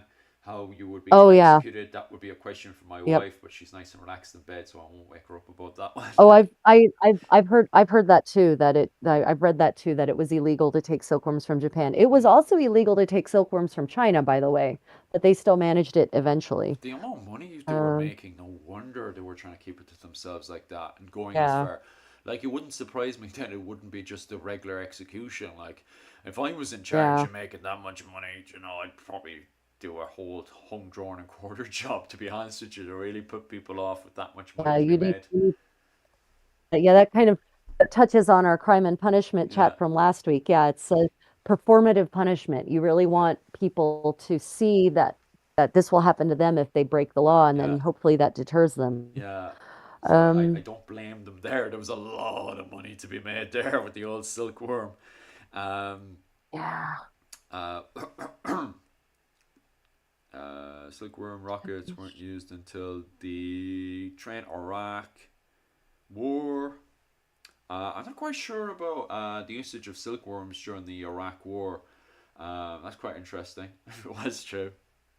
Demon and Accra, Oh, Italy. Iran were used in the Iran-Iraq War. Huh. Silkworm rockets. I doubt it. I think the What is OP a is just taking the silkworm piss. rocket? What? I think OP What is is a just going wild. silkworm rocket? Oh, how do I target silkworms? Oh, okay. I assume that yeah. How do I what does that actually say? I can't see that word. It's under a There's a heart. love heart. Yeah, the love heart. That was my problem as well with the whole live streaming this week. Every single time people were sending me comments, it was either the buttons were blocking the comment or the comments were blocking my buttons. you know, Right. the I way can't. YouTube is Yeah. set together is wild. So what I don't Susan, I can't actually see what your comment is because it's under a heart. Damn autocorrect Italy, not I target. Oh, how did Italy silkworms? How did Italy do what with silkworms? Um yeah. Uh well, if the question was how did Italy get silkworms, someone smuggled them out of the Byzantine Empire, the Eastern Uh, Roman Empire. Same way they got them out of China, they smuggled them. mm, It's kind of, there's a whole history of smuggling in terms of spreading super precious commodities. Coffee's also amongst the items that was smuggled out of Turkey that's absolutely later fascinating. on. Yeah. Some missions for Assassin's Creed. We'd have to cover that at some stage. Oh yeah. Was there a request for Assassin's Creed? Oh, how did Italy Not get yet. Sarkworms? Yeah. There were some merchants who smuggled them out of the Byzantine Empire, Mm. out of the Eastern Roman Empire before it completely fell apart. Okay, So I got inside of moving the on. party anyways. Because of the noble being so drunk, he kind of ignored the fact that I was wearing clothing past my station as a blacksmith, and so I got inside of the party, and then inside of the party, then I got talking to these chaps here. Who were having an old-fashioned "boys will be boys" conversation, and I kind of wanted to know. By the way, I never identified myself because everyone was drinking and having a great time. Never really identified who these two lads are here. And furthermore, as well, Rachel, what do you think of their clothing? The two boys I was talking to. Well, who? I mean, so I guess, as always, my question is always, what is their station? Yeah. Because so just based on, the gentleman on the right, and I'm using that word gentleman very loosely because he definitely looks like he's some kind of laborer, maybe some kind of low-ranking craftsman. Mm. Um, yeah, so again, that tunic is way too short.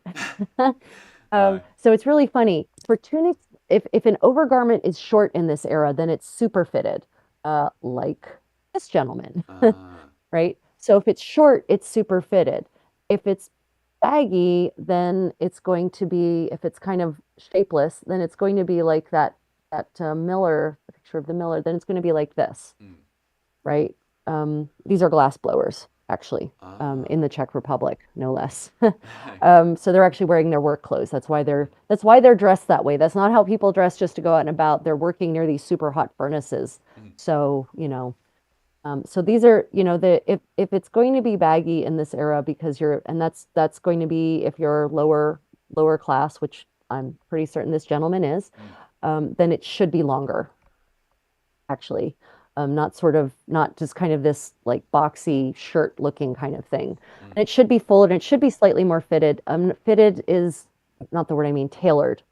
So it should actually the basic tunic for this era is not a T. It's not a rectangle. Mm. It's actually it should have skirts that flare out. So there would actually be gores, triangular gores inserted into the part from the waist down mm, to actually create flare. And that's even of the lower middle class, right? So it should have more shape than this. mm. It shouldn't be quite this shapeless. And I don't know why. Also, it's um medieval brown, medieval tan. Like Yeah. people liked color. There's no reason for him to be wearing medieval tan. You see, the thing Uh, is, you could say he was a lower class person. You know, maybe he's working in a stable or something. But at the same time, I'm like, this is a wedding, though, and he isn't working. He's talking to other people. So even if this noble, let's say the man in the middle, is talking to him just for the sake of talking, which is strange in itself, because I assume he would talk to someone of his class. He's yeah, still a peasant, most likely, who's gone to a wedding. So you'd think he would wear his best clothing. But here he's just wearing yeah. a very basic tunic, pants that don't fit correctly. The hood is not that, perfectly shaped and stuff. Like, these people were not bad at putting clothes together, and they were very good at working what they had. So I think tight fitting, it's not like today where if you're of lower standings, it's difficult to get tight fitting clothes because we're not educated the way they were of that period. But they were educated back that in that period, so they could easily put together tight fitting clothes from my understanding. Yeah, so it's not even a question of tight fitting, but it's a question of shaped, Yeah, right? So the tunic for someone of his class, the over tunic, and I'm just going to call it a tunic, would still be something. It would be loose enough that he could pull it over his head, so it wouldn't need closures. yeah, That's what our miller is wearing. But it would have still had some shaping mm, because we have extant garments from this period. mm, And we know that it was, of the Boxton man. yeah, And that tunic it's got some shaping. It has the body is more body shaped and the skirts actually flare out because of these triangular gores. mm, There would be an gores under the armpit that would give a little would provide flexibility in the arms. Yeah, and the color, again, why is he wearing even everyone had dyed clothes. yeah, Like no one had this so medieval Korea did not. In Joseon, poor people wore white things that fabrics that were bleached. They wore white cotton, and it was actually Joseon was known as the land of the white people because most of the people were peasants or poor, and so most people wore white clothing. uh, That's not medieval Europe, though. yeah, There's always ways to have dyed clothing. Now, you probably only had one suit of clothes in that, mm, like you had one set of clothes and that was it, and you wore them until they wore out. But it would still be dyed yeah. at the very least blue. And I can't highlight Blue, enough that this isn't just a regular wedding or everything. This is a noble wedding, So even if this guy woke up that morning and he knew he was going to a noble's wedding, so this isn't a case of him just rolling out of his right? stable and then just I mean, rolling over to the wedding like I that. I He's I, the, I will tell you it's highly unlikely that any of these lower class people would have attended this wedding. okay, yeah, This would not, they would be working at the wedding. They would be serving, they would be cooking, they would have been dragooned or even hired. Dragooned is probably the wrong. They would have been hired, mm, paid, but they would have been working this wedding. They would not have been attending. Not if yeah. it's a noble, not if it's a But aristocrat's wedding. even if they're working at the wedding, they're still wearing their Yeah, best yeah, yeah. clothing, aren't they? Yeah, Absolutely. Yeah, yeah, absolutely.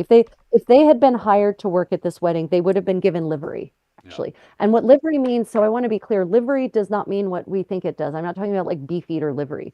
Livery comes from the word livrer in French, which means to deliver. And it was the term in the expense accounts for any clothing that was given to you by your employer or your liege lord as part of your payment package. mm, Right? So, in livery could be any kind of clothing as long as it was given to you by your employer or your lord as part of your service to them. mm, And that it would have been something that was finer, right? Because if you're going to be serving them and around them, they don't want you dressed like a ragamuffin. They want you dressed nicely, mm, but of your station, but nicely. So yeah, if this guy on the right had been working at this wedding, he would have been in livery. mm. something much nicer than this. So this is a very weird. This is odd in many ways. Yeah. Also, the belt. His belt is terrible. If you look at his belt, first off, it's got the end is just squared off. It Mm, should not be squared off. It should have a belt and a strap end like you see on the gentleman on the right. Even the lowest classes could afford pewter strap ends. mm.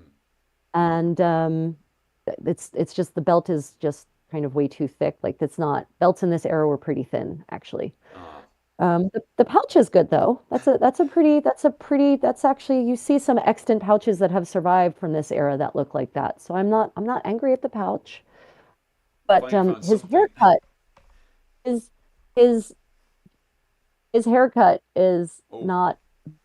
not feasible for this era. So Mm, the they did have the bowl cut, but the head is cleanly shaven. No, mm, there's no fading. There's no way to achieve a fade in this era. They don't have the equipment for it. You need clippers mm. to achieve that fade effect where the hair gets longer and longer and longer as it gets up to the actual long part of the hair.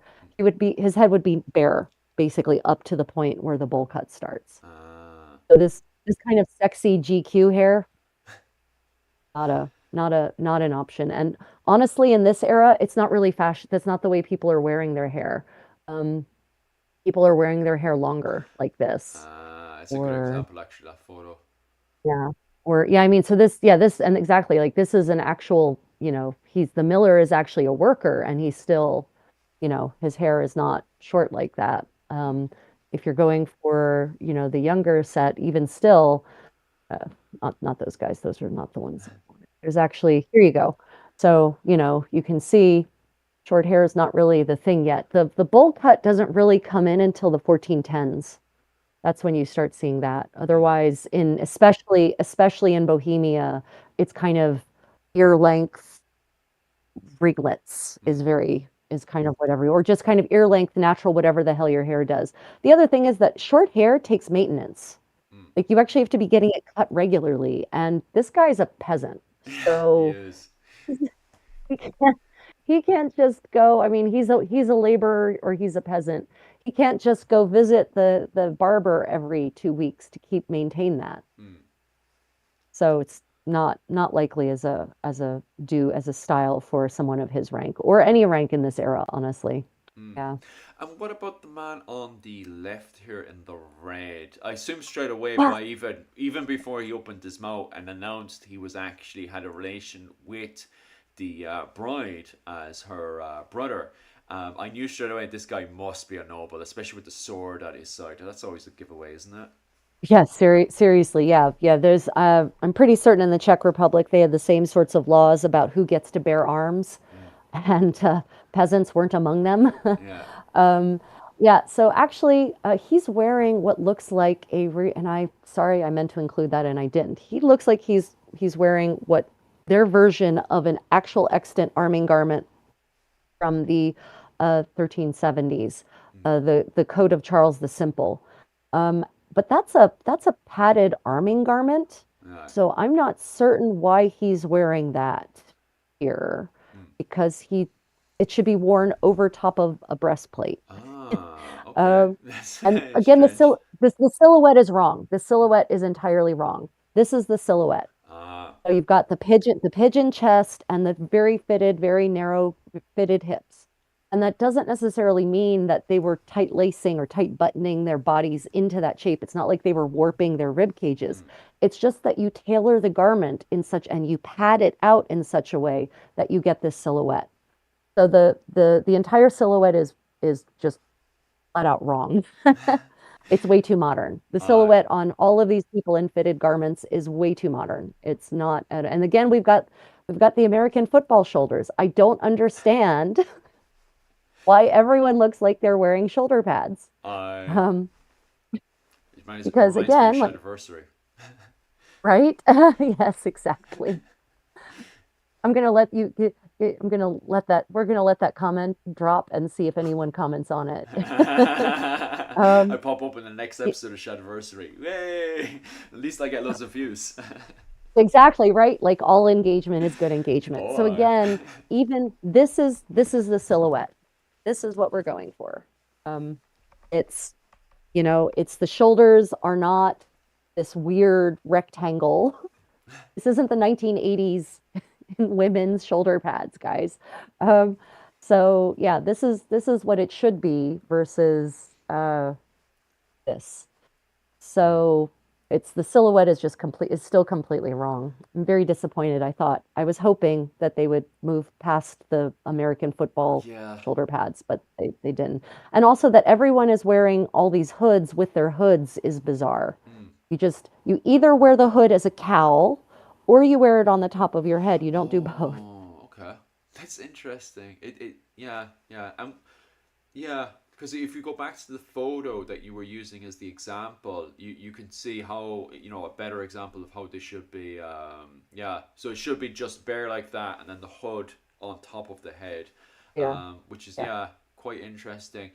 Um, is there rules in place for Bohemian stuff where the men, because I know in Ireland, if you're going into the settlement, men's heads need to be covered as well. Is there any rules to do with that? Like, should the man on the left also have his hair covered and stuff? Right. So I actually I didn't find any such sumptuary laws for Czechia. What I did find, one of the primary source chronicles I did find was a crotchety old preacher in the 1370s Mm. whining about how in his lifetime he had seen the fashions, the clothing that everyone was wearing, go from being traditional Czech, whatever that may have been Mm. when he was a child in the 1310s, because he was born in 1300. Ah. And in his lifetime, he had seen everyone of all classes start adopting what he called foreign fashions, by which he meant French Right. and German fashions. Um, and there, for men, head coverings are optional. Mm. It's noblemen generally seem to want to have something on their head just because, it shows that you have status and, it's a fashion. It's fashion. But there doesn't seem, you do see, at least in the imagery, you do see a mix of bare heads and not bare heads. Ah. So Now, they. granted, I'm going to tell you this is from the Wenceslaus Bible, and the top panel there is Delilah cutting Samson's long locks. So, Mm. you know, his head needs to be bare for her to do that. But Ah. I do see even here. Now, granted, she's doing stuff to his hair, so that's a bad example. But he's wearing a hood, Yeah. so yeah, it seems to be that often they more often than not they covered their hair, their heads, but sometimes not. Like here's this Miller, he's got his hood on, but he's not doesn't have it up. Mm.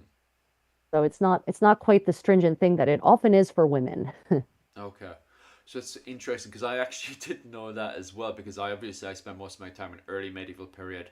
So you would see people with hoods and then a headscarf on at the same time, and we do have Right. depictions of that. So it's interesting in the late medieval period, it's either one or the other for men, where they either have what do you call that? What's the correct name for the Well, headpiece? so the yeah, that's so the headpiece is also a hood, but yeah, Oh, chaperone is the French term for chaperone. it. So you either have the Yeah. chaperone on or you have the hood. You can't have both at the same time. Okay, that's It's interesting. it's just it's because you're literally wearing two of them because the thing on his head is just the thing on his shoulders with the head part, the face framing part rolled Mm, up. So it's first off, most people, especially of the peasant class, wouldn't have had to. yeah. Um, So for but my Henry, yeah, you so just if I had a hat for Henry, that's better than what I have two hoods right now. yeah, Okay, so I'll make that yeah, correction. Okay, okay. yeah. Because I went to And the and party and also, I thought there was nothing wrong. Sorry about that. well, no, I mean you're dressing the way everyone else is Well, dressing, yeah. so why should it be wrong? You're following the pattern that these ill-dressed people have set for you. The Yes. other thing that's absolutely wrong about the that nobleman's hood is that it's baggy, it's not fitted. Mm, It should actually be so tightly fitted that it has buttons in the front, mm. if he's going to wear that kind of thing. And it's brown. Ah, That is absolutely not a noble color. It should be some bright, super saturated, vibrant color. Um, Maybe because he's got the red Charles de Blois or Charles the Simple style coat on, then probably should be maybe green or blue or, some really, really beautiful color, but Like not, my madness. exactly, exactly, not baby poop brown. Yeah. So, And even we can see that in Fergus Kelly's early Irish law, where people are trying to avoid, because straight away the lowest class, and it's for slaves, and then later on for peasants and serfs in Irish law, is the browns, the blacks, the basic white colors and stuff. That's the lowest colors we can see in Fergus Kelly's, and then at the top, it's as colorful as possible. It's the blues, the purples. These are the colors at the very top, so that way the nobles at the top can use as much color as possible. So they they want to right, be able to rock up in the room and be boom, I'm a noble. Can't you see how right. majestic I am? Not rock in looking It's like they're a slave that just came out with the toilet seat.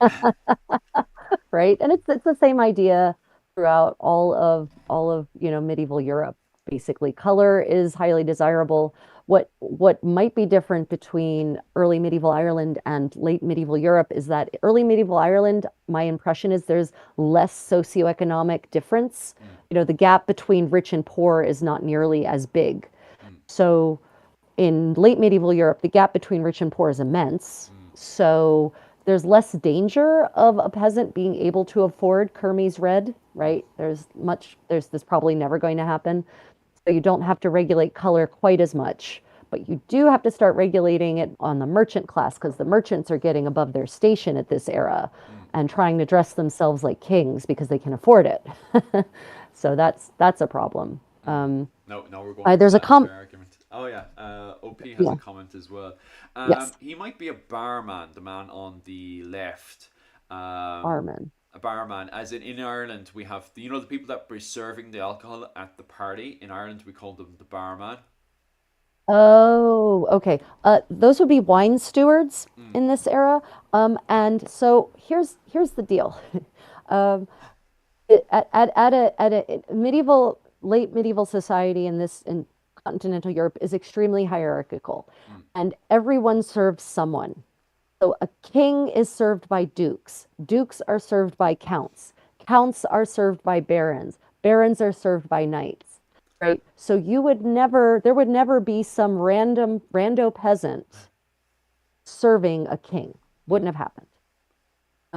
So there might, however, have been for guests at a wedding who were not noble, then you might have had, um, you know, or lower ranking, like really bottom ranking nobility, maybe like knights, baronets, something like that. Then you might have had sort of your average hirees serving in the hall. But the people who worked behind the scenes, those were all the, sort of non-nobles. Those were the commoners. The people who were out there serving in the hall tended to be nobility also, mm, especially the young. Like that's the whole page system, right? You actually send your son off to a foreign court, and then he's trained there how to be a nobleman by actually serving and mm, learning how to serve properly at table, how to carve, how to serve wine, how to lay the table for his lord, right? Because that's just it wasn't that we have a very Victorian idea about service, mm, but that wasn't the medieval idea about service. The medieval idea is that everyone serves someone, mm, even, kings served emperors, emperors served the pope. mm. So it's unlikely that the gentleman on the right there would have been serving anyone of noble blood at a wedding like this, or even in the Great Hall. He would Mm. have been working behind the scenes. He could have been in the kitchens. Well, not dressed like that anyway. Yeah, it was And for certain. But even at that rank, it was a privilege to serve someone who was higher ranking than mm, you. And it also allowed you to curry favor, and it allowed you actually could then have the ear of the higher ranking person, mm, right? It gave you face-to-face time with them that you might not otherwise get. So it's very, only in very poor noble households, maybe would you have had commoners actually serving in the main hall area. mm. That would have, yeah, unlikely. And then And Susan. definitely not dressed like that. Susan adds into the man on the right there, identifying him. American football shoulder pads to Canada hockey armor. Yeah, Yep, pretty much. He yep, has it going all right there on the right. yep. Supposedly, OP says, supposedly purple would get you into trouble. Only bishops and kings? Question mark. Okay, so Tyrian purple is what you're talking about. Tyrian purple basically dies out literally in 1204, back to those wonderful Frankish crusaders sacking Constantinople. So they devastated the city, and the like 50% of the population was killed. Mm, And after that, there was no more Tyrian purple production. And that was the only place where Tyrian purple was created, was in Constantinople. So purple basically died out as a color of royalty and extreme privilege and wealth in 1204. mm, Like that's done. And there are no sumptuary laws from that period. We don't start seeing sumptuary laws because the thing that limited at that period, that early in the Middle Ages or that middle of the Middle Ages, uh, finances limited what you could afford, and your average, count couldn't afford Tyrian purple. mm, So there was no danger of him stepping beyond his station. Um, so purple is actually not, by the 15th century, is no longer a regulated color because you can achieve, and Tyrian purple isn't really purple. It's more of this like purple scarlet blend, this really amazing color that we almost can't really imagine anymore. I actually have a friend who recently experimented with making Tyrian purple. She actually got Murex snails, honest to God, bought them live and actually, dug out their little bodies and fermented them in a vat and went through the whole process to create Tyrian purple. And the shade of purple is pretty amazing. mm, Yeah, it's its own shade of color. You can get purple, just purple, a shade of purple by doing other combinations of a red base dye with a blue over dye or a blue base dye with a red over dye. You can get a purple from Hermes by accidentally adding iron to the pot, which I did.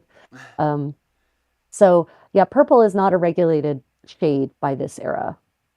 And mulberry, no, mulberry, unfortunately, food dyes are fugitive, which means that they do not last. They might stain your hands mm, and they might leave a stain on your clothing, but it actually won't last for very long. It will fade away and it will wash out pretty quickly. mm, So food dyes are just not really, mulberry wouldn't have been a very effective cloth dye.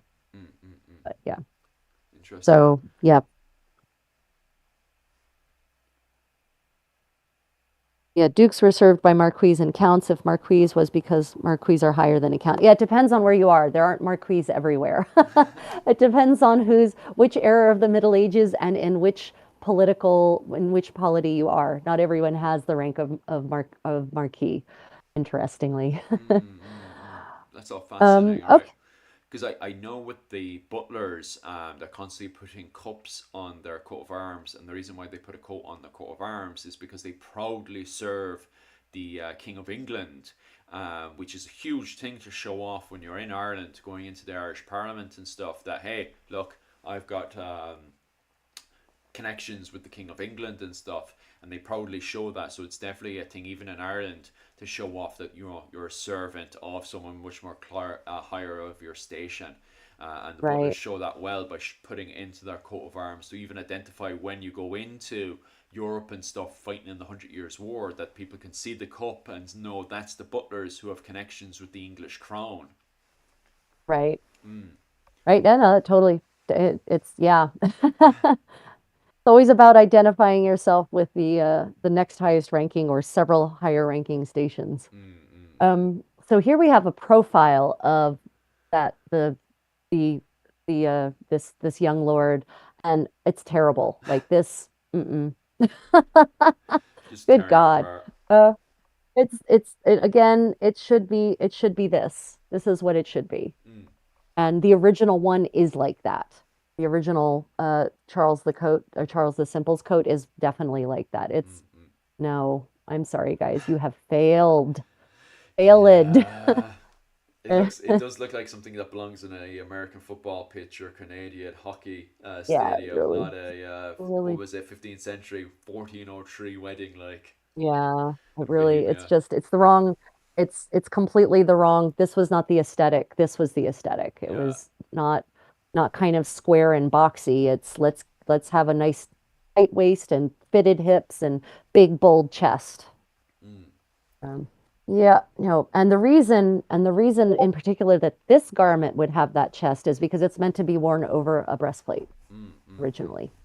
This particular one. And that one actually dates to the 1370s, I think, so it's a little early for this, but even still, it's not right. Okay. That's not right.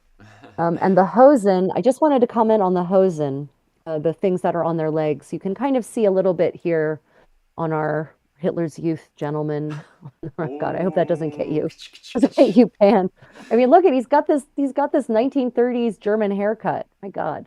Um, but Oh. if you look at his hosen, they're baggy. Mm, And hosen, especially on the probably would have been baggier on the commoners because they couldn't necessarily afford tailors to actually make nicely fitted hosen, mm, but on the nobility in this era, they're fitted. They are fitted to their legs and they're cut on the bias. They're made of wool usually cut on the bias, which means you get a natural stretch mm. because you've rotated that weave 90 degrees and then the squares of the weave will actually close down like diamonds and that gives you this stretch that will cling to the curves of your legs. So they're just not going to be baggy. It's going to be like you see here, maybe not quite as painted on because, it's easier to do perfectly fitted in art than it is to show nuances, but it's not going to be, especially on our noble gentlemen, it's not going to be baggy like that. It's going to be much more sexy, much more curve hugging than that. Yeah, yeah, yeah, yeah. Going to look a lot less like modern trousers. Yeah, his whole outfit is wild. Both of them are mental, especially now that you've torn it apart. Sorry, I'm sorry for all of those for whom I'm bursting your bubbles. It's um, what I do. so just moving on slightly. Just before we actually get into the dancing, which I know for a fact, Rachel, you've actually seen that in the background, and I know you're Yeah, I dying to have. start talking about that. We I will in have. a second. Um, just another quick question. If you just go down two slides there, Yeah, while we're talking, um, this one. the challenge then is that Henry, my character I was playing, because I was talking to the lads in a certain way and triggering certain responses off them, they challenged me to go over and court this lady, to woo her Mm. away from the gentleman on the right. Would a blacksmith be allowed to go up to such a lady and suddenly just try to woo her away? Would that be a thing of the period and stuff, or is this kind of Victorian romance that's kind of seeped into the Um, game? oh yeah. So, uh, first off, she looks like a peasant from France in the Okay, 1410s. so yeah, Um, maybe. so yeah, I mean, yeah, he can absolutely ask her to dance. Would she be sitting there like a wallflower waiting to be asked to dance? Absolutely not. Oh, okay. Uh, and we have lots of chronicles describing from the 15th century, describing interactions involving dance in a social setting like weddings. Mm. And a lot of them actually talk about the women going and asking the men to dance. Ah, that's interesting. So yeah, it's not, it is, it's, there is, that's a Victorian thing. That is Mm. absolutely a Victorian conceit that the ladies should be asked to dance. And if no man asks them to dance, then they shall not dance. Not happening. That's Um, interesting because you see that vibe throughout the entire wedding. Because what happens at this point now is I go up to her. I personally don't like her attitude, and she doesn't like my attitude. So things escalate. If anybody watched the video yesterday, or no, sorry, the day before, things escalate quite quickly, and we end up just not talking to one another. It doesn't go well at all, and I eventually have to go up to another person. A mother comes up to me and tells me I should go over and ask her daughter, who's very shy, and I do so, and things end up much better ish. Things kind of escalate the wrong way later on. But yeah, you see that throughout this whole part of the game that it does take it from more of a Victorian perspective yeah. rather than the period itself.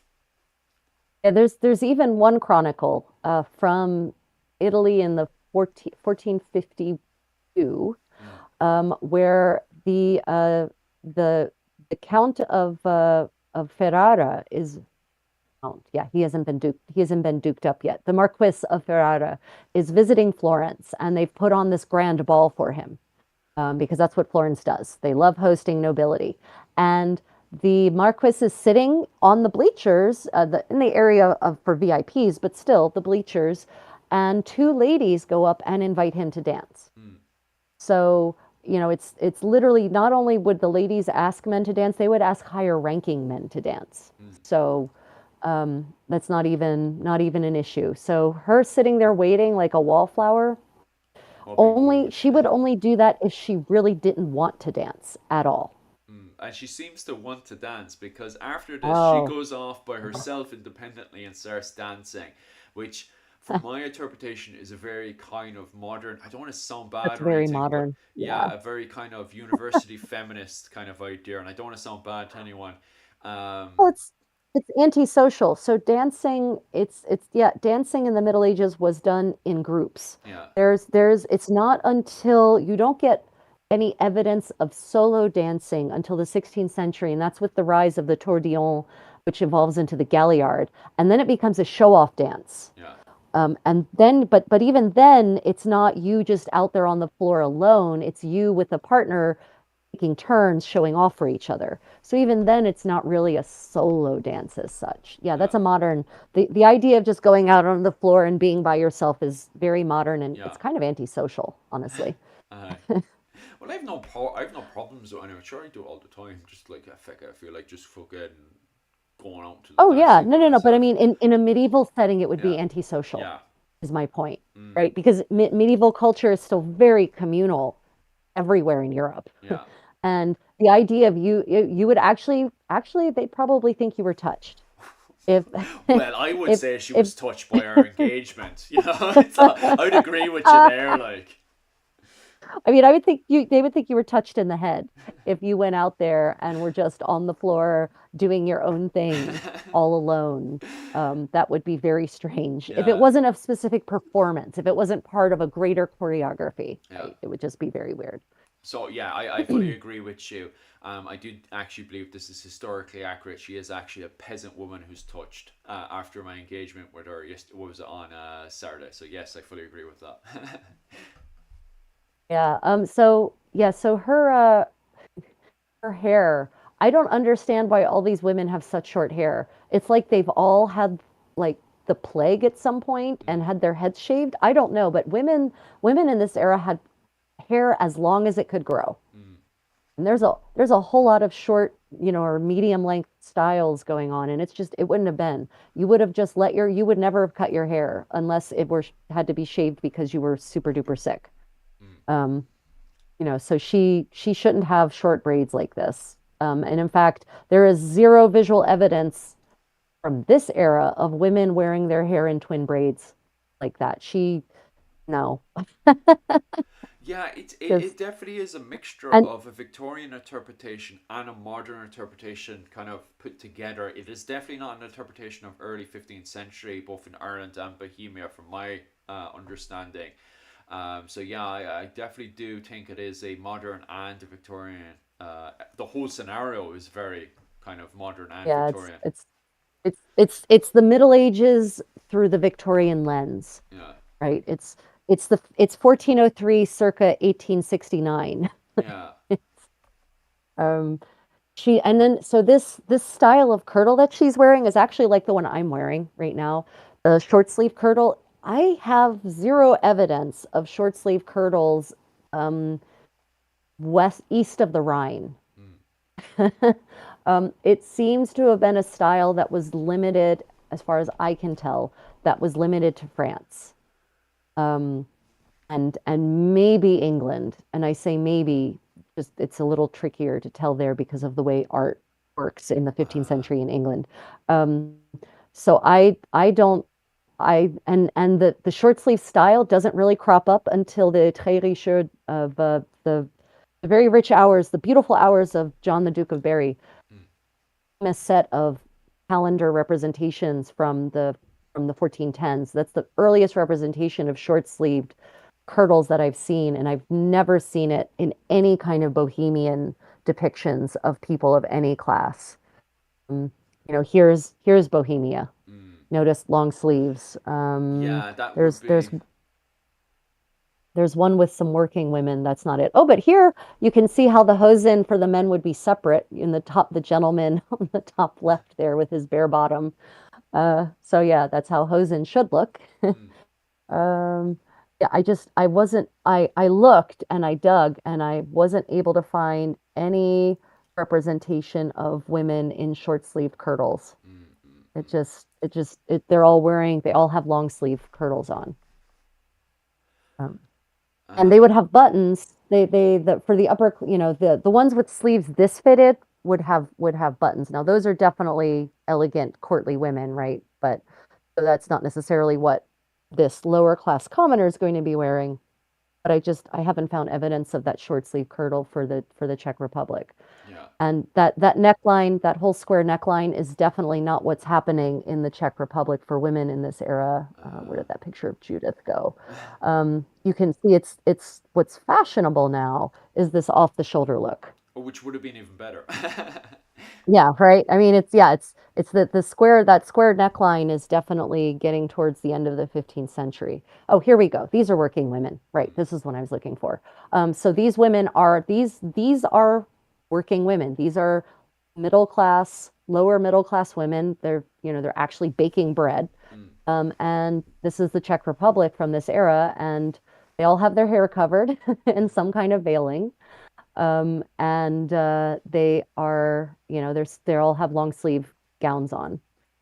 Now, how tightly fitted those sleeves would be on a woman of her rank, probably not so tightly fitted, but mm, probably still something long. And if it's going to be fitted, you know, they've got her in this fitted front lacing kirtle like the one I'm wearing, mm. then yeah, probably I just don't have the evidence of the short sleeves. This is a French peasant look. Uh, Or the French undergown look, because this is also what women wore under all of those big overgowns that you see with the big wide belt. mm. This is what they were wearing under all of that. Okay. This was the foundational. Just two comments then to go with her thing. For Yeah. some reason, I'm not sure. OP's comment got deleted by the algorithm. It just deleted it from my thing because I saw the Did did comment come did in and the did you algorithm. see it before it vanished? What was the Yeah, question or the comment? question was just asking about purple. It could be something on the lines. OP will probably correct me on this one, but it could be on the lines of would she be wearing purple? But the problem is with the algorithm right now is it's very haphazard. Like even this whole entire week, people have been sending me like I thought pretty acceptable comments that I needed for the stream and stuff, and algorithm just found it offensive and just deleted it in an instant. So the question was on the lines of just asking what the story is with purple at the period. Would she wear purple? Um, what information do you have on So purple? this shade is if by purple we mean this shade that she's wearing. Mm, Um, it's possible that you could obtain this shade from madder, mm, which is basically a big green weed, but the roots can produce different shades of red. So it's possible that this shade could have been attained from madder, and then that would be fine. Yes, she could be wearing that color.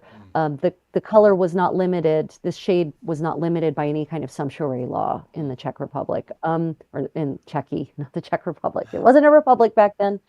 Um, the other question I saw there was Just pink. off Kevin. Uh, Yeah, Kevin was asking yeah, about pink. All right. pink is absolutely doable. We find pink referenced in inventories and expense accounts, and pink is easy to attain from the exhaust dye bath from red. Mm, By which I mean, after you dye a length of fabric in and you take it out, the water that's left still has dye stuff. mm, That is called the exhaust bath.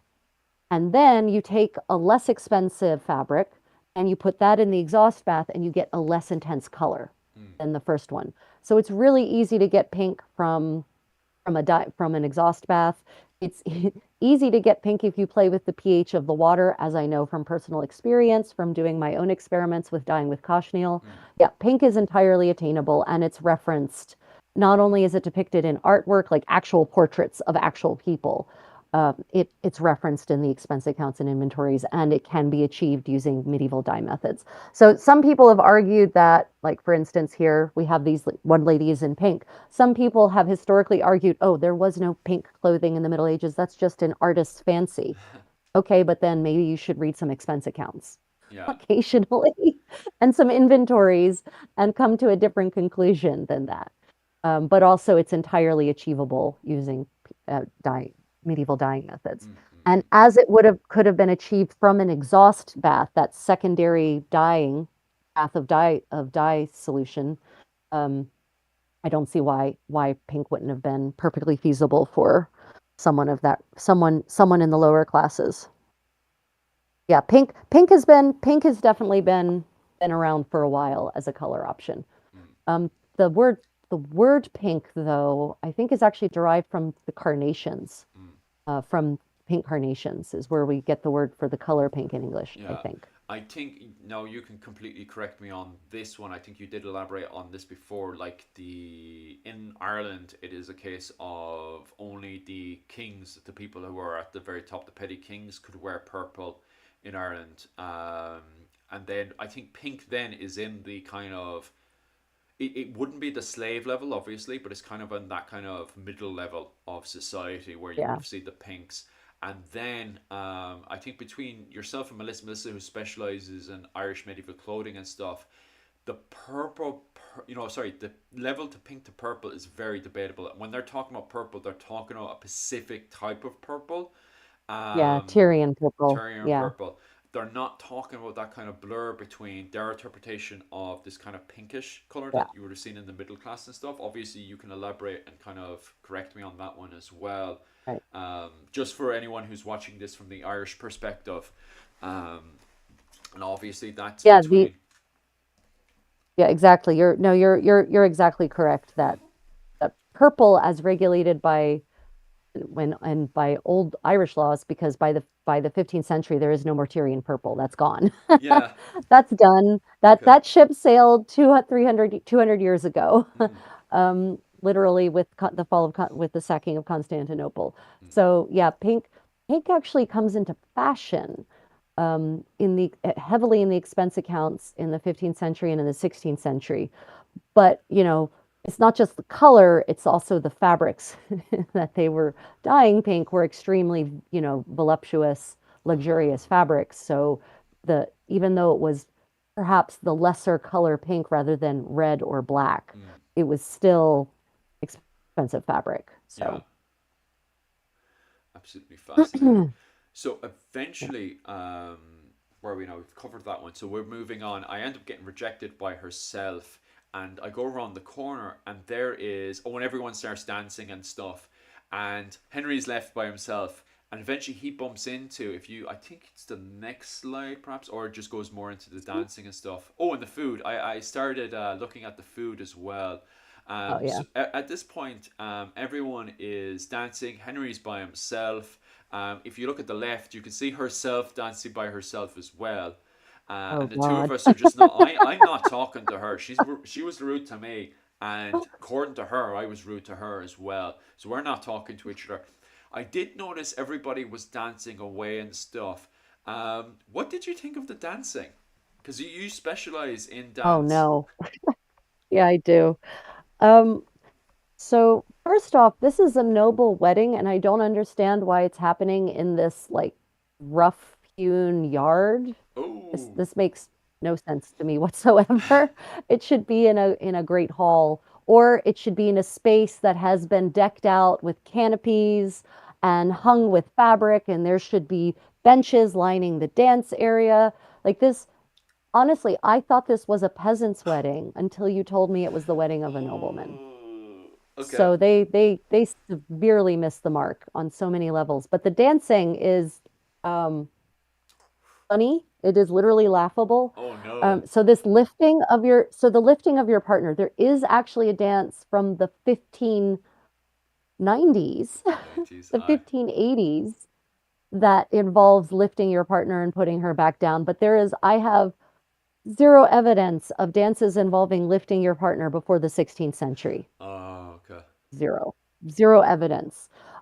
Now, what we do know, for example, in 1407, couples dancing is such an innovation in the Holy Roman Empire Mm. that laws are passed against it, outlawing it because it's considered dangerous. Oh, And by which I don't even mean the modern ballroom embrace. No, no, no. I mean you and a partner standing side by side holding one hand between you Mm. is outlawed in the city of Ulm, and you have to pay a fine of 7 shillings Oh. if you are caught couples dancing in 1407. Um, which leads me to believe that possibly Czechia being, very heavily culturally influenced by the Holy Roman Empire and all of those Germanic principalities that are kind of all around it. I would be surprised if there's actually couples dancing happening in the Czech Republic or Mm. in Czechia in 1403. What is more likely to be happening is line dancing. Okay. Um, and the kind of line dancing they would have done would have probably had what's called a Vorsänger in German, a lead singer Mm. who would literally lead the line and sing a song that would be the rhythm for the dance. And the Vorsänger would actually like lead the line around in sort of snaky, windy kind of figures. Now, what the footwork for that would have been is kind of anyone's guess because we have zero descriptions of footwork from 1403. We have footwork descriptions starting in the 1440s, basically. Mm. Mm. So but it could have been based on what they're doing in the 1440s. It could have been just simple walking steps or it set to the rhythm of the music, or it could have been a kind of skippy little triple step called a piva. It could have been the step called the saltarello, Mm. which would have had a different word in Czech, but it would have been like 3 steps and a hop kind of thing. But couples dancing, probably not. And lifting your partner, no evidence of that before the 1560s. Oh, okay. That's fascinating. Just to get back to OP's thing, I'll actually answer that in a bit because the girl I do actually end up dancing with, she's with Blue. So I'll answer that just in a second so we can just review her as a whole. Um, so after I was done all the dancing and stuff, because I'm in a mood now, I end up looking at food and stuff, and I end up talking to these nobles here. And this is the point where things start to go downhill because not only am I now taking on this Oh my food, which God. Rachel is criticizing, I think I have the name. If you go down a slide, I have the names of the food that pop up in the video game. The walnut kolach. Yeah. Yeah, which I had never come across before, and I'm actually really, really interested now because I actually clicked on the description on the next slide, and it gives this really nice description of the foods. Um, but anyway, I go around in a huff and a Interesting. puff, and it ends up at this point now. I am now drinking. Henry is now having a good few pints, and the mood is escalating with the boys.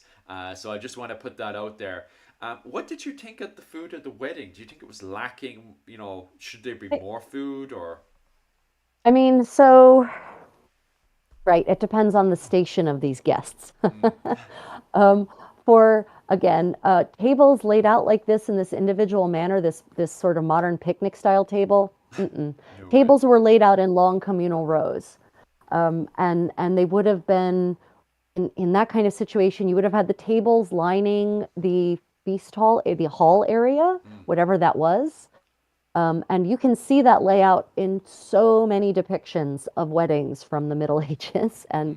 and late Middle Ages, right? You've got tables lining the perimeter and then this big empty space in the middle where dancing could happen or where performances could happen. Mm. You wouldn't have these like lonely heart table areas where your bachelors can go and kvetch. So this is very much a modern interpretation. This is very much a modern interpretation. That lantern is a modern lantern too. Uh, That is not how medieval lanterns oh looked. well, Um, with the uh, old yeah, flash at the bottom, ticking up on and off. What that's was it at the bottom of that's it? what I call that's what I call the Pinterest table setting right there. That's a Yeah, it Pinterest wedding solidly board is. right Yeah, there. There I it think I is. can even see the switch to the top. Yeah, right. Yeah. Um, so now I will say that these walnut pies, basically the walnut kola, Mm. um, which is like a kind of a dough pastry kind of shell with like this ground sweetened walnut filling. Mm. Um, that's, I mean, it's plausible. I will say it's plausible as medieval food goes. Have I found a recipe for that in any of the dozens of tomes of medieval recipes I've explored over the years? No. Oh, okay. But but that doesn't mean anything, right? I Mm, I haven't necessarily I've looked through German cookbooks from the 15th century and later 14th century. I haven't There is a dearth that I've been able to find anyway of Czech cooking treatises. So maybe this is a modern this is for certain walnut kolach is a modern Czech dish. It's a modern Czech ah, pastry. You yeah. can go and buy it in any bakery in Prague, Okay, I'll look almost for any 'em. bakery in Prague, right? So I don't know how far back it actually dates. Okay, that's It's very plausible interesting. because all of the ingredients are were available, Mm, right? And the technique for baking it is relatively plausible. It's a yeast raised dough, I think. mm, And that is way more plausible than a modern cake, which would be leavened with chemical leaveners, and that these weren't invented until the 18th century. So it's plausible. I don't hate it, mm. but there were certainly definitely 100% authentic options they could have gone with. Okay. So definitely this part is a complete failure. This is very much a modern I mean, interpretation. it could be wrong. I mean, complete failure. I hate to use those terms. It's You should not base your authentic medieval wedding on this, Mm, is what I would say. okay. If you want an authentic 15th century style wedding, this is not the model for you. If you just want something that's medieval Lloyd, that's escapist and just not like we have it now, Mm, it's fine. But is it authentic? No, not really. oh, okay. As we go down the slide, Henry then, once he's finished eating and stuff, he goes around the corner and he actually bumps into this woman here, who is the mother to a daughter that no one's going up and talking to her. And as we were saying earlier, this is coming at it from a very Victorian perspective of where of men having to go up to women and talk them up and stuff. And I noticed when you were giving me the photos and stuff that there's buttons there at the side of the dress, which for me Mhm. was quite interesting. Is Yeah. that historically accurate with the mother, or is that just another, you know? No, no, no. I mean, as long as she's a noblewoman, yes. Mm, I mean, as long as she's like middle, like as long as she has means. mm, So a merchant, or higher, absolutely. That this, I was actually going to compliment the fact that they actually put buttons, and also that the sleeves come past her wrist and come like partial, halfway between her wrist and the knuckles. That is absolutely a style from this era, and is pretty much the only way you're going to get a fitted sleeve on your arm like that. You yeah. will never you'll never get your wrist through the narrow part around, or your fist through the narrow part around her wrist. So that is absolutely accurate. We do have cast metal buttons from in London, from the mud in London from this era. Mm, So those, however, would have been very expensive. So, um, in fact, it's really interesting. Even though we have cast metal buttons from this era, and we find them in the mud of the Thames and places like that. What you see a lot more often are these, and going all the way up to the end of the 15th century, are what are called self-stuffed cloth buttons. mm, And so basically, you take the scraps left over from making the main garment, you cut out a little circle, little circles, many, many of them, run thread around the edge, pull it tight so that you make a little satchel, and then stuff the excess into it, and you make a button that way. mm. And so that's what all these buttons on this garment are. It's probably more likely that she would have had those kind of buttons on her sleeves than the metal ones, but the metal ones are not necessarily wrong. Mm, mm, mm, mm. But definitely men and women, actually, on the front, on the fitted coats, absolutely had buttons going past the elbow, actually, usually halfway up the arm, halfway up the upper arm So is how far that would have gone. we actually finally have somebody who actually fits in. Somebody, Right. it's the mother who finally is the only person that somewhat fits in. And I've gotten this a few times where some people have said that there's no brooches in this period, that brooches are more of an early medieval period. Oh Um, no, they're absolutely we have brooches. brooches. So the Yeah. brooches on her sorry, her left, Mm, that's okay, or is yeah. it no, no? Well, so it's hard for me to get. I tried to look more closely to see whether this it was a brooch from this era or a little bit earlier. Mm, Now, wearing them on the just as a decorative element on her chest that way, I haven't personally seen that. mm, Brooches were used practically to fasten things like cloaks.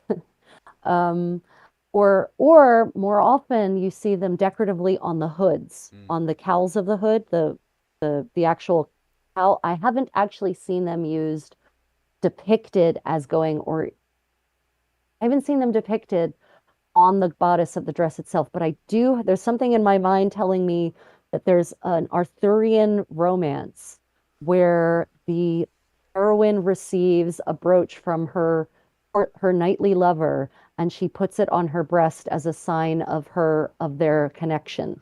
Ah. But I'm not certain that the mother should be wearing a love token on her breast. Well, that's true as well. Um, on saying about the brooches and stuff, so is that just early 15th century? Could that be Yeah, also that's late? so yeah, by the end of the 15th century, you don't really see brooches. What you see a lot of are Ah, something that are in English called nouches or notches. Okay. nooches, depending on how you pronounce it. And they're Yeah, basically pendants that you pin on to wherever you want it to be decorative. On that's women, they wore them fascinating. mostly on their hoods. Yeah. Men also wore them on their hats or their hoods.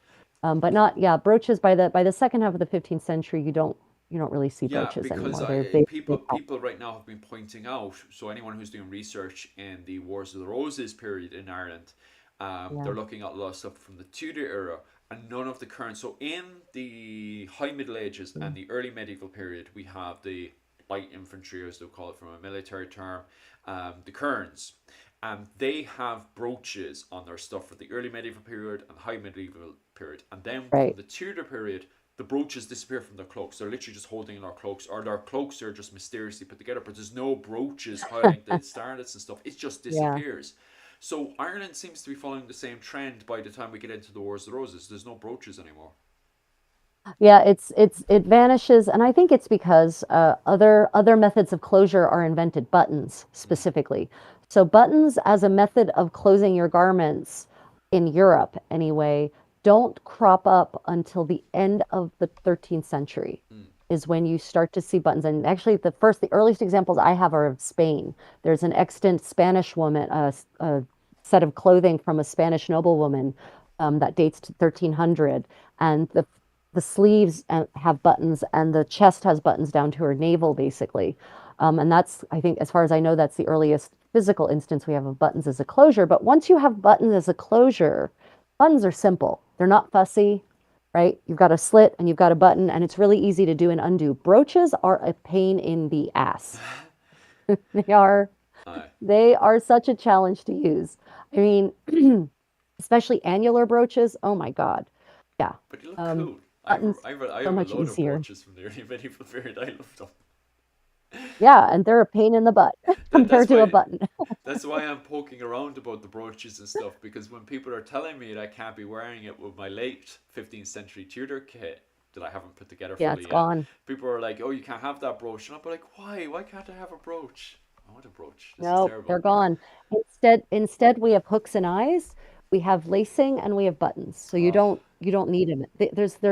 They're basically obsolesced. yeah, And in place of the decorative aspect, what we have instead are what I said, the nouches, the yeah, pendants that you can pin on wherever you need them. okay. And a pin is infinitely easier to manipulate and use than the stupid pin on those stupid brooches. I love Oh, them.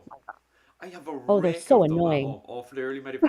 Don't get me wrong, they are funny though. I'll have people were drinking in the evening. Back in Ireland, a few years back when I was doing the living history and reenactment in Ireland, and people would come over to hug me and stuff because we're drinking and stuff, Oh, and it would just oh. stab them, stab everybody. And I just, it's funny for me because I've had a few drinks. Not funny for them. Um, and Yeah. then wake up the next Yeah, the morning with stab marks on them, and they know where they got the stab marks from because it penetrates into their skin. Like it's horrible for them, but it's oh, it grand for me. does.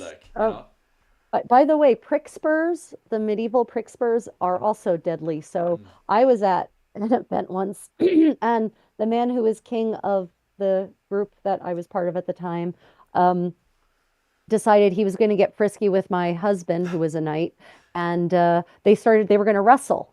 Well, Oh, they wrestled, but then my husband's squire tapped in, decided he was going to represent his knight in this wrestling match, mm.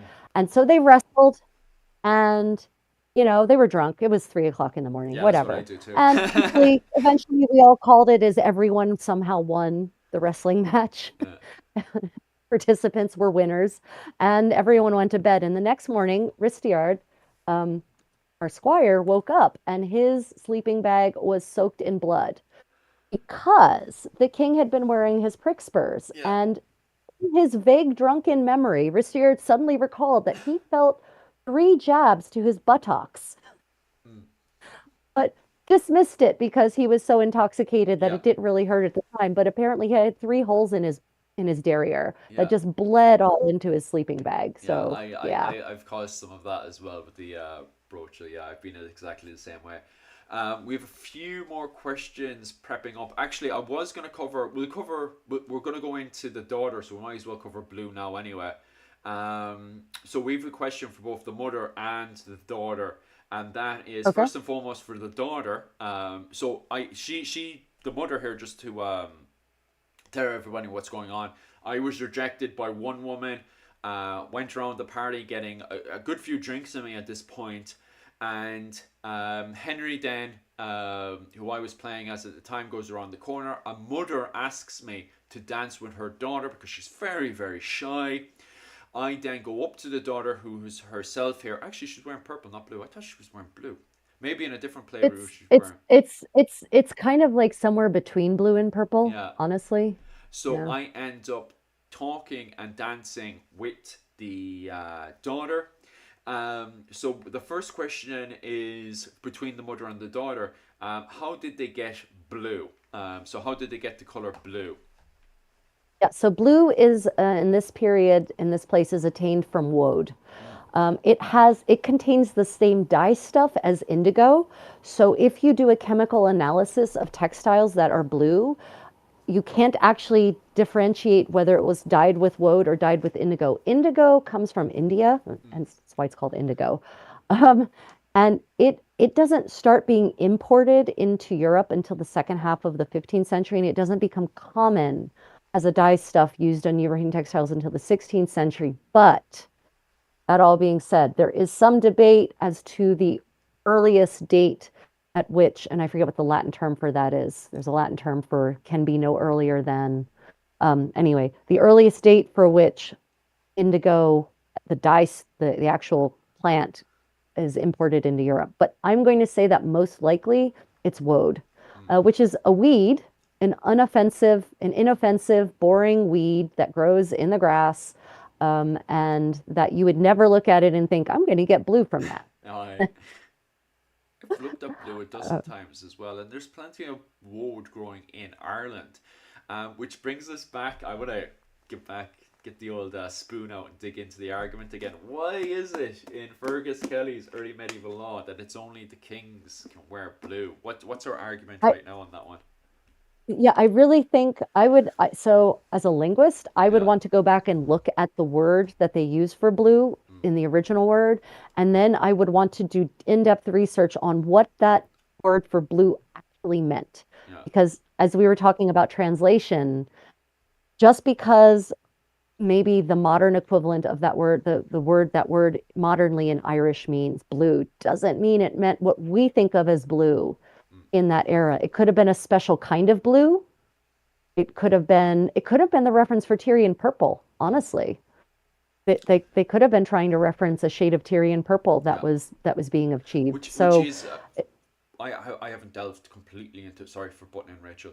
I haven't delved no, no, completely go into on. the argument yet of blue, but like as we were looking at the Book of Kells, and we were just saying earlier, a lot of their interpretation is actually coming from a Byzantine Eastern Roman Empire interpretation of what blue was in the early medieval period. And then the problem is when we go into the Brehon laws of the late medieval period, as you pointed out throughout this whole chat today, their interpretation of colours have completely changed again. So we do know the Yeah. Brehon laws brought back. So with that, we've got laws for different classes and what you could and couldn't wear. But then their interpretation, and we know that for a fact per region, so Kilkenny and Dublin have two different laws for what you could and couldn't wear, depending on their interpretation and what the Brehons have brought in to that place. Right.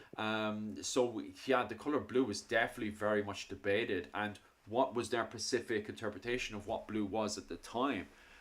So Yeah. yeah, it's funny. It's a great And, argument to and have. in fact, so woad is not native to Ireland. It was imported. Yeah.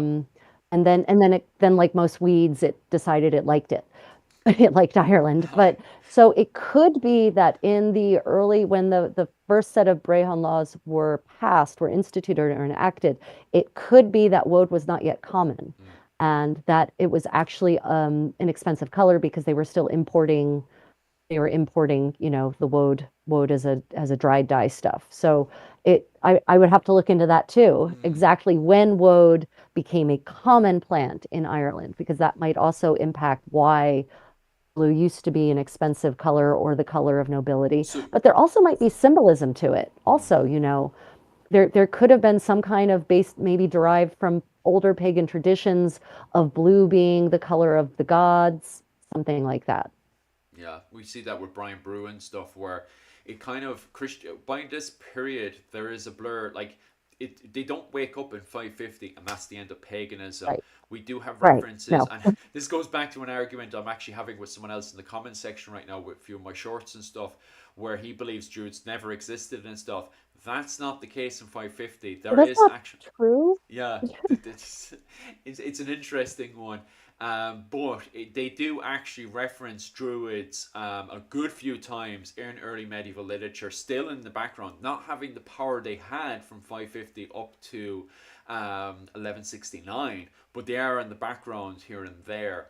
Um, and so they still believe that even in what was it all the way up to 1960 there are Irish people that believe in these kind of common local pagan ideas but they're referred to as folklore. It gets relegated to local Right. folklore superstition, so it could be a thing of woad having that folklore background, exactly like how the Tuatha De Danann, the main pagan gods, become the fairy people. They're the people Right. in the fairy fort and stuff.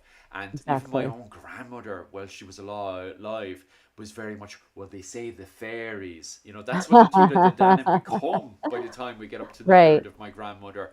And I'm asking my grandmother about, the people that live in the back garden and stuff. And she talks about the shade and stuff. She'd be like, well, they talk about the fairies. Because my grandmother and all of that generation came from a superstition period, and that's what they became. Like a lot of these gods, the Morrigan, so on and so forth, the Banshee, they're all Right. relegated to the local folklore superstition.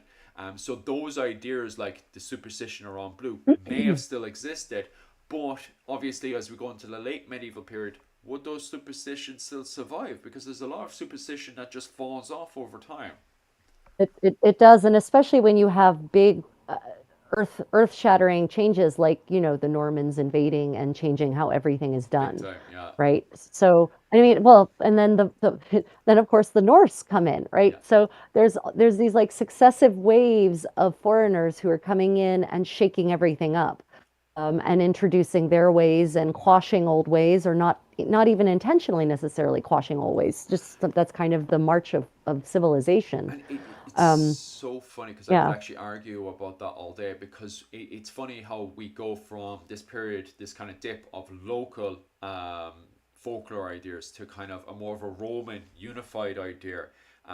With the Right. coming of the Vikings into the country, the literature changes from kind of local superstitions to more of this unified Roman Right. superstition of, you have this local goddess or, you know, witch woman that's in the background, who suddenly becomes the Right. witch woman of all of Ireland, which is the Morrigan. She goes from this Right. local superstition in Sligo to suddenly becoming the goddess of war and lust.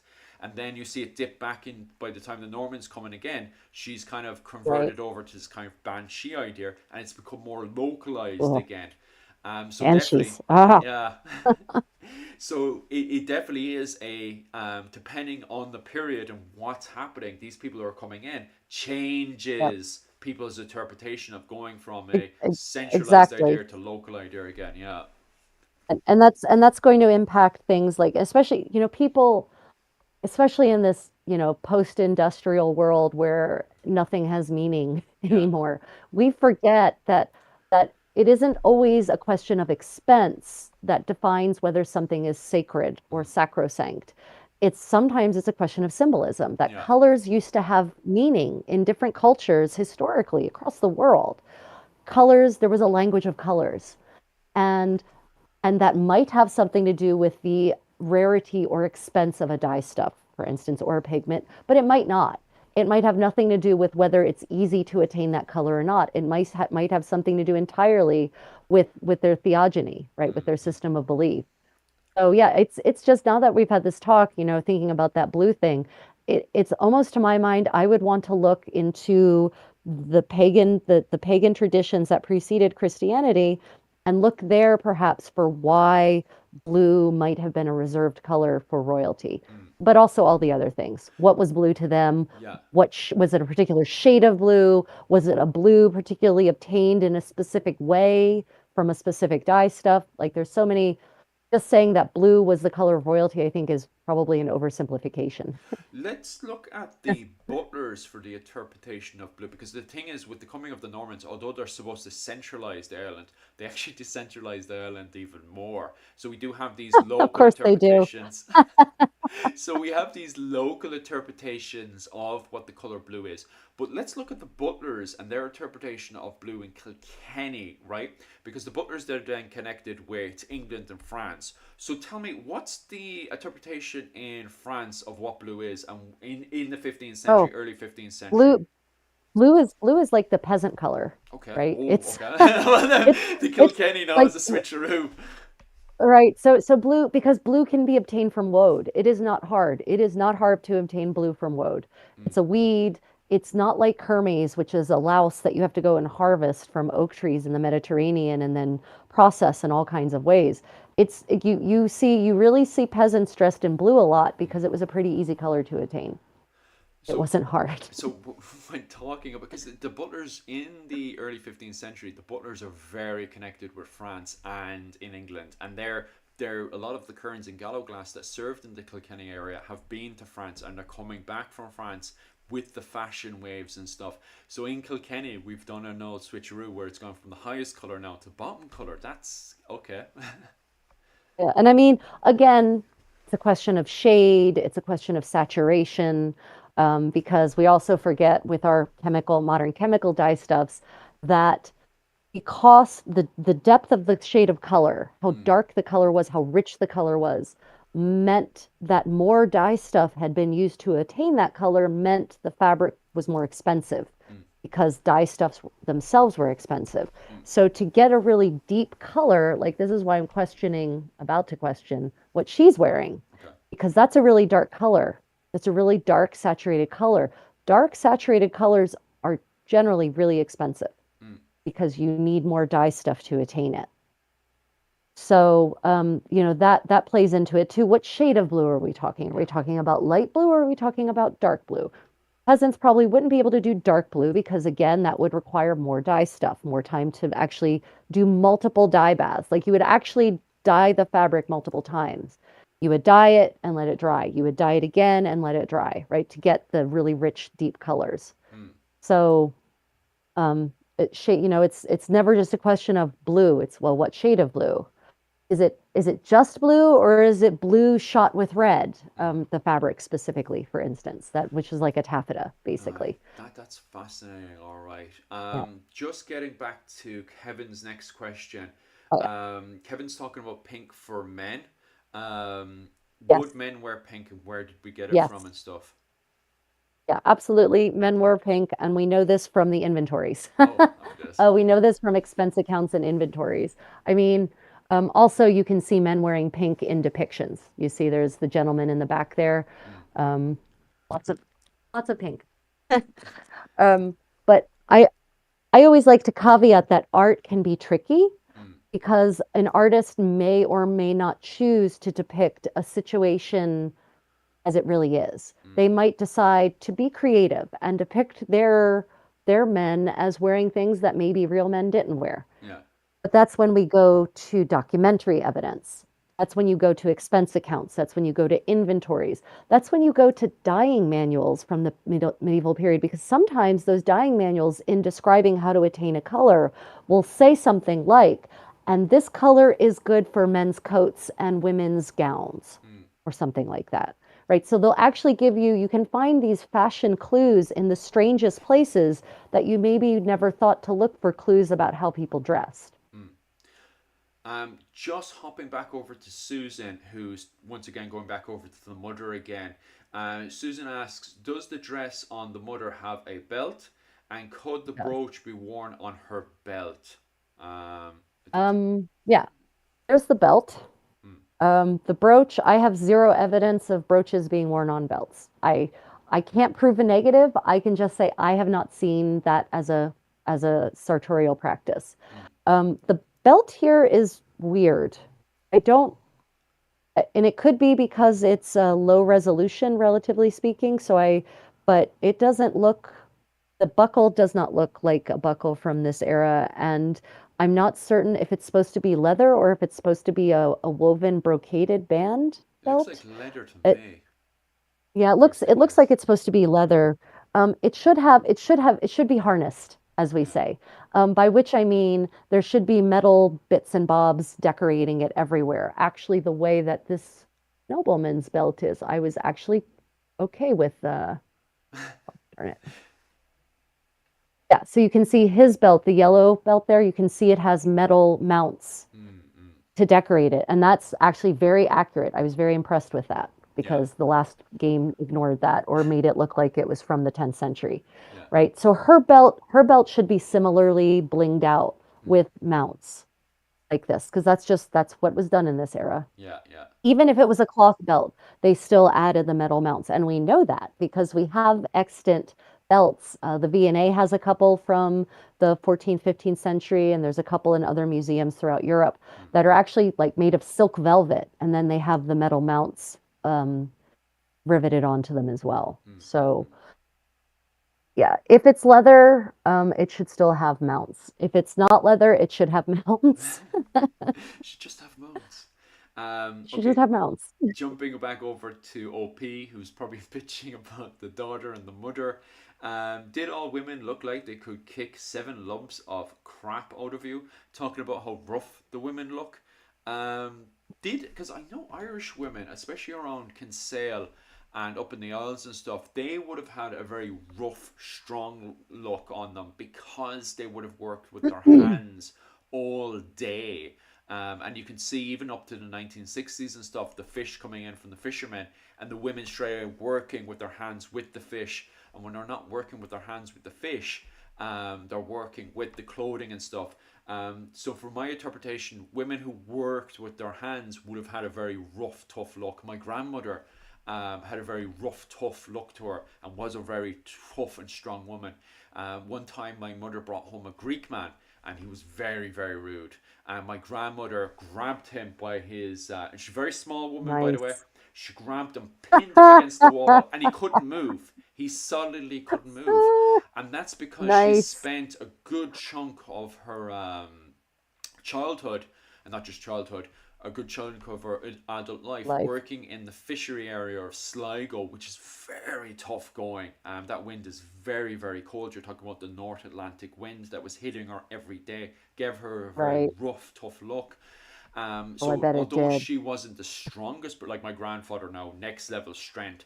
Um, Although she wasn't the strongest, it wasn't just her strength alone. It was the presence that would have given her, because that's a very tough world. So when she grabbed this fella, he was terrified, because this very tough woman had just grabbed and hold of him and was slamming against the wall. And this was a good, clean Greek boy who was now having a very rough, tough woman throw her around the room. So yeah, from my interpretation, women who, especially women who worked around the sea, those women were very rough from my interpretation from an Irish perspective. But from my interpretation, then ladies, the higher standard women, then would try to go for more of a soft look from my interpretation. Now, Rachel's gonna 100% probably correct me on all of this. Well, I Um, mean, so, it's like you say, actually, your status, your rank in life matters, whether you're going to be sturdy, mm, shall we say, yeah, or less than sturdy. But even, the up, ladies of in the upper echelons of society in around 1400 Mm, are still going to be actually they're not going to be bulky and mm, they're not going to be rough or wizened like your impressive grandmother, mm, but they will be strong. They will be physically strong. They will not be bulky. It'll be a lithe strength, right? mm, But they will have also had to do a lot of things with their hands. They'll have done a lot of they'll probably have had to carry things and lift things. mm. This isn't the 17th century where, the queen has 10 ladies in waiting to hold her handkerchiefs, Yeah. right? This is this the women, even medieval noble women in this area are very busy, Mm, they're very active, um, they're wearing heavy clothes. yeah. I mean, one of my complete 15th century ensembles, I think weighs 30 pounds easily. Mm, So they would have been strong, but they wouldn't have been bulky, not the noble yeah. women. The peasant women would have had would have A been designed to be able to survive famines. Mm, So they wouldn't have been fat, but they wouldn't have been skinny yeah. unless there had been a famine. And they would have certainly been strong. Mm, They would have mm, been muscular. yeah. Um, yeah, because like even when we look at depictions of Hollywood women in the 1940s, the way that they're considered pleasant to the eye is far different to the way women are depicted pleasant to the eye today. Like there Yeah. was more meat to women in the 1940s, so I prefer, to be honest with you, compared to women Yeah, these yeah, days who are kind of, especially in France, where they're kind of more into the more skinnier look to them and more yeah. kind of softer, very, very soft touches to women these days compared to 1940s where there's, much more pleasant curves and stuff to them, which I assume that's the same with women back in, we're get, Yeah. So here's we're talking. So this is the infamous Delilah, mm, right, of Samson and Delilah. So this is the artist has purposefully depicted her to look like a what is sort of the ideal of sexiness yeah, in about 1400. This gives you an idea of what a no, because Delilah was a princess or something like that. So this gives you an idea of how a high class, high ranking woman in Czechia would have looked, mm, right? She would not have been bulky. She would have been curvy. She would have had ideally little, the breasts are actually pretty petite. I mean, yeah, she's got cleavage, but it's petite. We're not big breastedness was considered crude and what peasants had in yeah. medieval. So this whole fascination with big breasts in the modern Western world, not a medieval ideal at all. In fact, we Ah, have evidence that women had, this is going to make you cringe, breast reduction surgeries in the ah, 14th century. that's wild. Yeah, yeah. Completely That's opposite to really today. wild when you consider the anesthesia they didn't have in Oh the yeah, 14th century. tough woman. Goes back to all the how tough women are and stuff. Okay, jumping over back to the daughter again. Velvet. Yeah. That's the color of velvet. Still have a wee bit into her extra color and stuff. That's velvet, is it? But what's velvet? The dress she has on her right now. No, No, it's not even not. a little bit. No, no, that looks like nothing in particular, but it should be wool. Okay, so she should It be wool. depending on it depends on, so I don't know who this daughter is. Is she a noblewoman? And if so, why is she dancing with Henry? Yeah, once again, the blacksmith. So what color should that be, and where should it originate from?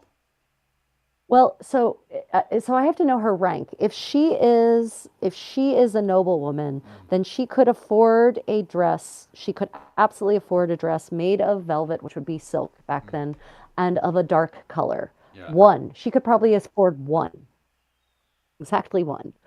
Um, but I don't know. I can't really tell what her rank is because, her mother is dressed kind of like, I would say her mother is, oh, that's not her mother.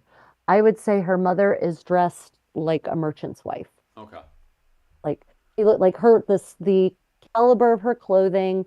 She's only wearing a cote hardie. She's not wearing a houppelande over top of it. That would be the more voluminous garment. That would Mm, be even more consumptive of fabric, right? She's not wearing, a rich cloak or anything like that.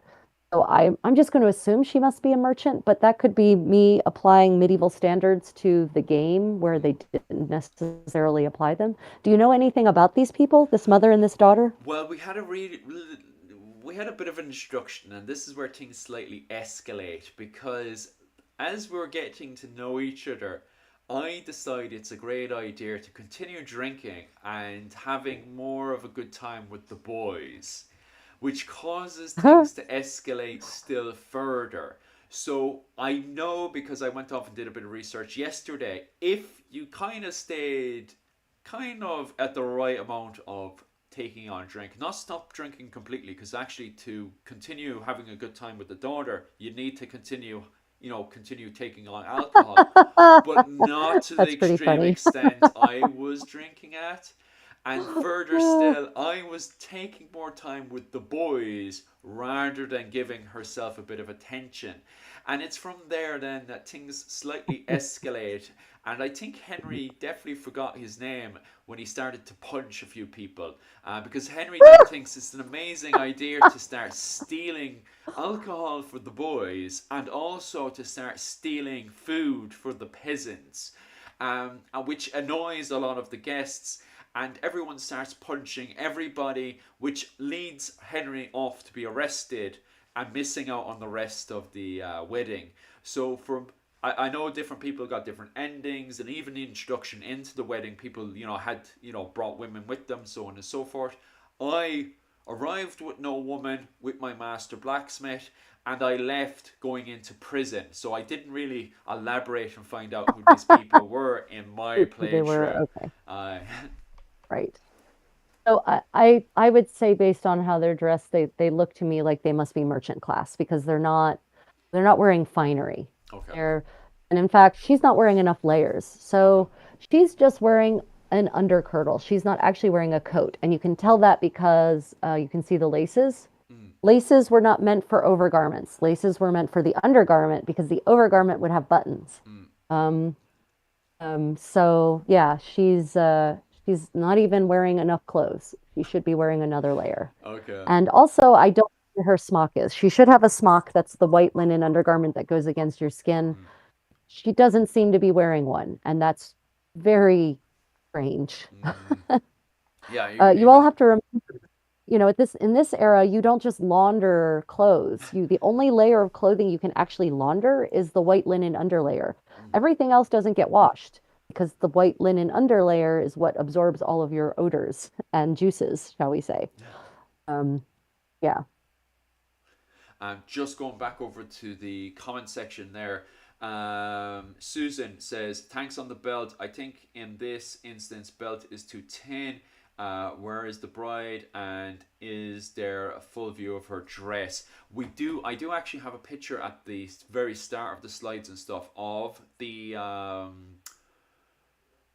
wedding dress and stuff. You could probably move that title screen to give us a better view and stuff. However, that this is not from my playthrough. I was in prison. I was in jail at this point when all of this was going on.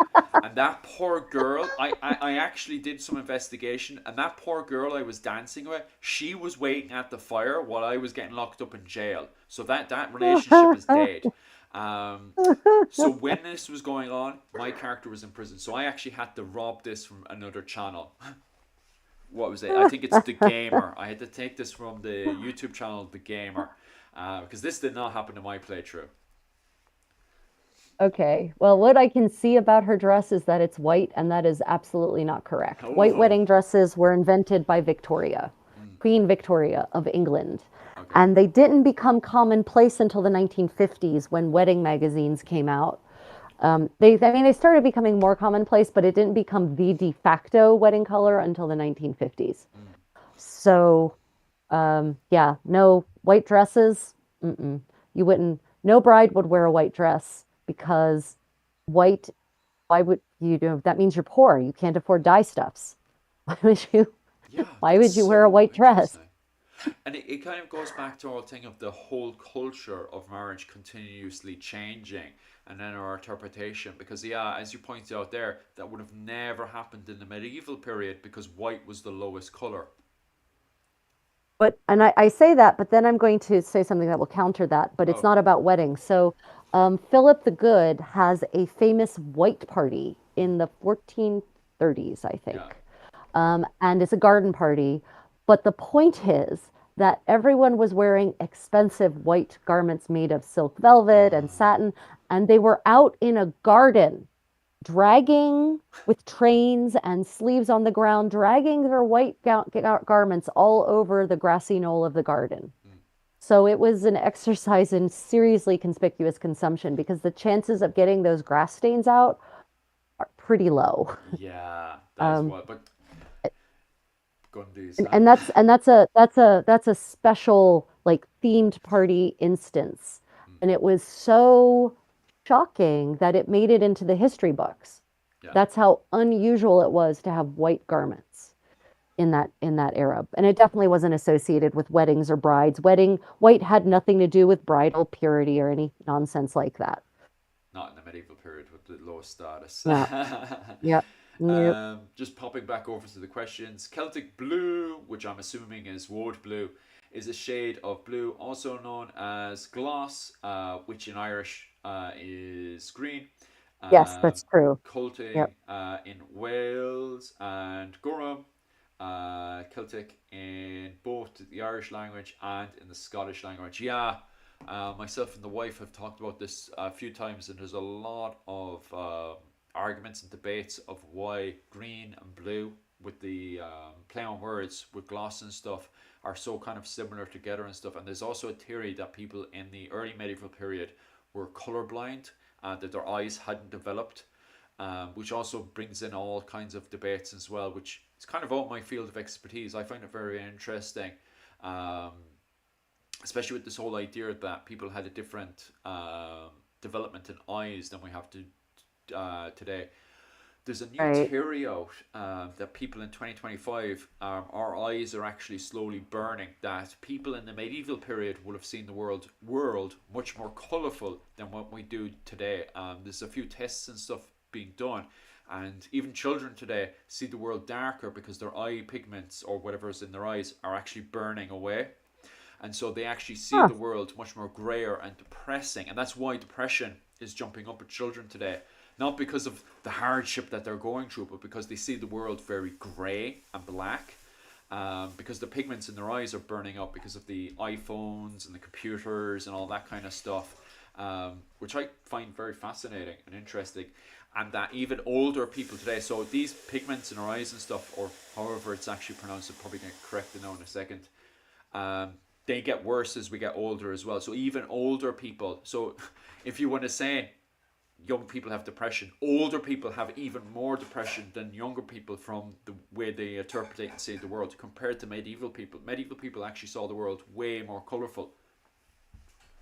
That is that actually tracks with a lot of what I've read historically, Mm, but also I've been saying for a while that there's going to be some very severe unexpected outcomes from all of these screens that people have been slamming in front of their faces for 20 hours a day. yeah, And it doesn't surprise me that it's impacting eyesight. yeah, I know that I also read somewhere that there's an uptick in myopia, like a severe uptick yeah, in myopia in children because they're no longer using their eyes to see distance. They're uh, only using it to see right here in front of their face. yeah. Anyway, So, back to shoving this into my face. yeah. Oh, wait. Here's a wedding. Here it is. Here's the wedding picture. Here we go. Yeah. Oh, Full yeah, that's length. much better.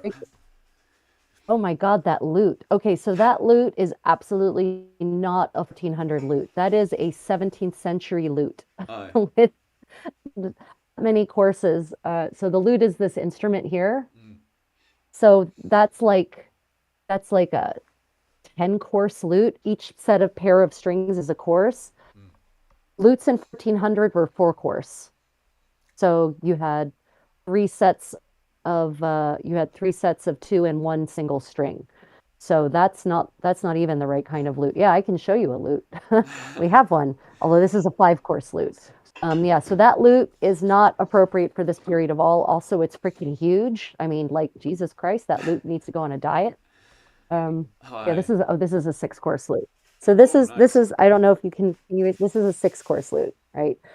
And you can see how big it isn't compared to me, compared to that thing on the screen. Mm. So yeah, that's weird. That's a choice. Um, That's definitely, I think that's actually the programmer's fault. The programmer, who's not a historian, by the way, would have seen the yeah. items and the pictures and then just assumed the sizes. So I don't think that's the historian's fault at all, or whoever was involved. I Oh think that yeah, was just a programmer who's seen the pictures and just assumed it was that size. So I put that down to the programmer. absolutely. Absolutely. But it's got way too many strings. Like it has twice as many strings as they would have in this period. Yeah. Um, but yeah, her dress, this weird like penitential thing that she's got going on. Like, is she going to go be burned at the stake? Is that's what's happening to her after this wedding? Yeah. Um, Well, and I'm not but going to I spoil would like to anything. say, no, please don't. Yeah. I would like to comment though on the positive side. If you look at her sleeve, the forearm here, you can see there's a seam there's across her elbow, and then the forearm of the coat, COTE, is fitted, and that is absolutely a correct technique Oh, of tailoring for this kind of garment. But the rest of the sleeve should also therefore be fitted. I don't know why they've only fitted the front part that way, because if you look at Charles Dubois' sleeve. I guess unfortunately this one's not quite, you don't have quite the definition on it, but there is also a similar seam across his bicep, just at the base of his bicep, where his bicep meets his elbow, mm, the elbow joint, that allows you to have full range of motion in bending and unbending your arm while still having a nice fitted look. So that they actually took the time to include that actually impresses me. The fact that the upper sleeve is baggy does not impress me though, yeah. because the rest of the sleeve should be smooth and fitted and should also have an arm's eye like the Charles de Blois arm's eye. It should be a grand assiette, maybe not quite as grand because she doesn't have, a giant back and chest, Mm, but it should be a deeper set and it should have that smooth shoulder look. On the other hand, if she's a noblewoman, which she is, um, she should be wearing her her garment. She should have an off the shoulder coat like this. okay. That's actually what her thing should look like. Maybe not quite so busty because, probably the artist was trying to sex Delilah up and as part of the morality tale. Mm, But even here, this is Judith. This is from the book of Judith. This isn't Judith herself, but this is a lady in the marginalia of the Wenceslas Bible. yeah. Even there, you can see there's some nice little perky breastage happening and the off the shoulder look. So this is more like what her gown should look like, Mm, mm, mm. in terms of silhouette and cut. And if, as a bride, she actually would be entitled to wear her hair uncovered and down, like this lady is here, Mm. because she's hypothetically in a virginal state. So actually, she shouldn't have her hair up. Uh, There are no updos. There are no wedding updos in the in 1400. As a bride, she is most likely would have worn her hair down. I Actually, in Czech in this time. Yeah, I don't want to be insulting to Eastern Europeans and their neo-pagan Slavic interpretation, but I think that could be a neo-pagan Slavic interpretation that they probably put on. Because if you look at the middle, they also doing the binding of the hands from my Irish interpretation. So I Yeah, and assume that's this is not. probably Slavic neo-pagan interpretation. I don't want to be offensive to anyone from Eastern Europe or anything, but that's just, I think that might be where the influence comes in. Yeah, unfortunately, so weddings, the process of marriage, especially amongst nobility in this era, was more of a business transaction Mm, than a religious one. And we are only now, like marriage, I don't even know if it's actually a sacrament yet, mm, actually, an official sacrament of the church. I'm trying to remember when it was made an official sacrament. It's really late in the Middle Ages, though. It's not the thing people have always thought it was. mm. And it wasn't in the Czech Republic, marriage was had a much less formal is not the word I'm looking for. Um, it wasn't necessarily always presided over by a priest, and Uh, the flower arch, mm-mm. yeah. that is Um, that is because such a modern thing. I think it's the same thing in Ireland as well because we have endless amount of sources in the Saxon Chronicles of people going drinking on the nights and then in the morning going up to the priest and looking to get it annulled between the two of them, because he was like, oh, well, I was drunk. And if you look at Irish sources then, if you're drunk, you cannot do a contract. So these marriages, as you were saying there, would have looked like a contract, but they didn't need the witness of a priest, from my understanding. Right. Yeah, no, they didn't. They did not. And there wasn't a ceremony that was witnessed by people. That's not how it was done. Mm, It was all contracts, and you could do it entirely by proxy. There might be an exchange of vows between the two parties in front of witnesses, but it didn't have to be blessed by the church mm. or anything like that. Uh, And she's also only wearing a coat, COTE. She's not wearing an overgarment.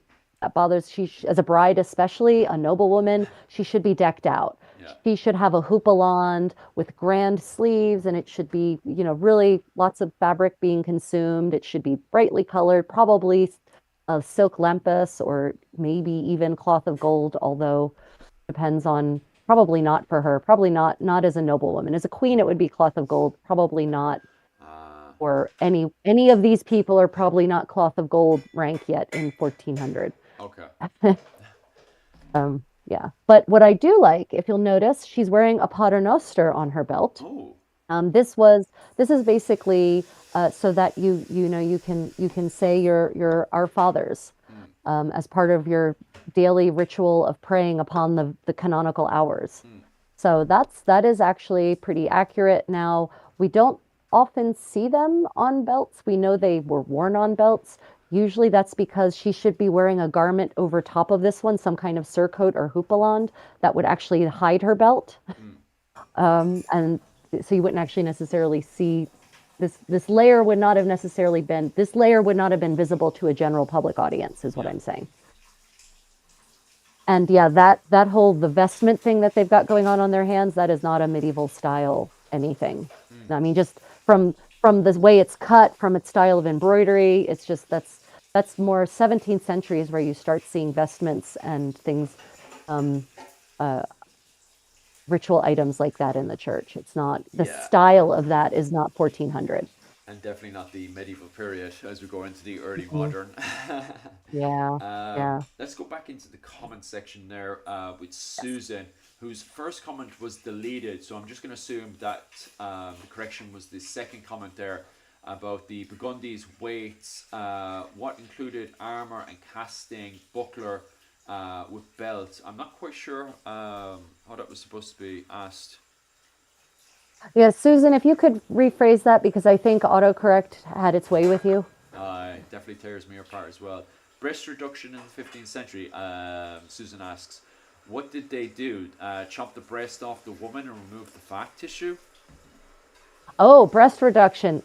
Yeah, so the details are, yeah, they basically made an incision and removed fatty tissue. Uh, And then presumably tucked in the excess skin and applied sutures. Um, that's tough but going. Like, yeah, that's welcome to medieval surgery. welcome to the Now world they of did, women. yeah, and it's not, and here's the thing, I should make it clear. There was no what we know of as general anesthesia. Uh, They did have ways of rendering people unconscious or at least numbing, doing topical like poppy juice. You could drink poppy juice. mm, They had poppy juice and you could drink it and it would put you out.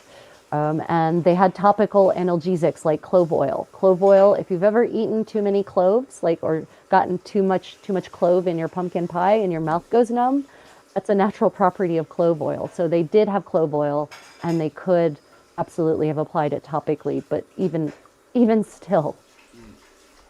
even Uh, still. OP then jumps back into the breast as well and says maybe large ones look rustic, so ladies wore tight clothes to make themselves Exactly. smaller. Same as Yes. looking pale and less rural looking. Yes. That is Ah, that is you he is correct on both counts. So there was definitely this medieval prejudice towards the so the word villain in English actually comes for the French word for a low class peasant kind of ah, person, a vilain, right? And so the word villain, even in the Middle Ages, sort of already had the connotation of morally corrupt. because, that's God would have put you in a different echelon if you had been morally incorrupt, supposedly. Um, so what this means is that there was definitely a prejudice against peasants, and peasants were, rude and crude and acted wild and were intemperate and absolutely drunk. And so in 15th century illuminations depicting the difference between temperance and intemperance, Mm. the temperate people, the people representing temperance, are always nobles, Yeah. and the people representing intemperance are always peasants. Uh, So, so definitely, absolutely, the idea of the crude peasant with the big pendulous breasts that are just completely out of control. Absolutely. It's okay. definitely part of the reason why small breastedness was the fashion. That's very, very interesting because we kind of see that with the Bat women and the thief. There's a woman who's a thief in this called Karen, and her breasts are exceptionally large as well. I remember you bitching about her at the start of the game, and Yeah. even went off and made a short about her. She's a thief, and she's meant to be of very low class. So it's interesting But that they have large breasts because of the fact that they're lower class, and then women of higher class were having breast reduction. well, it just seems like well, low class meaning like works in the fields. Mm. A thief generally doesn't work in the fields. Uh, well, she was. So remember, Yeah. peasant means farmer. Like Yeah. literally, peasant is the word for someone who works in the fields. Mm. Which is why you don't call laborers peasants, because they weren't.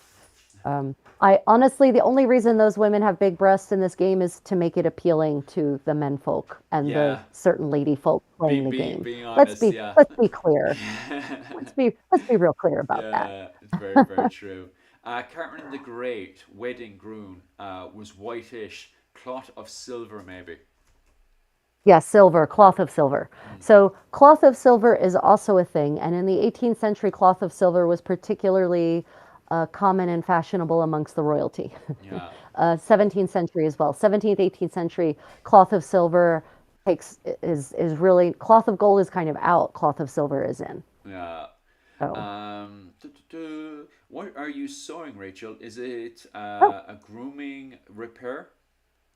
yes, yes. So some of you may know my 15th century pink Gamora and may have heard the horrible tale of how TSA cut cut into the edge of the opening to check for drugs. Oh, It cut it yes, open, I remember that. cut right through all the layers, and just left it and didn't leave me a note to tell me they'd done it.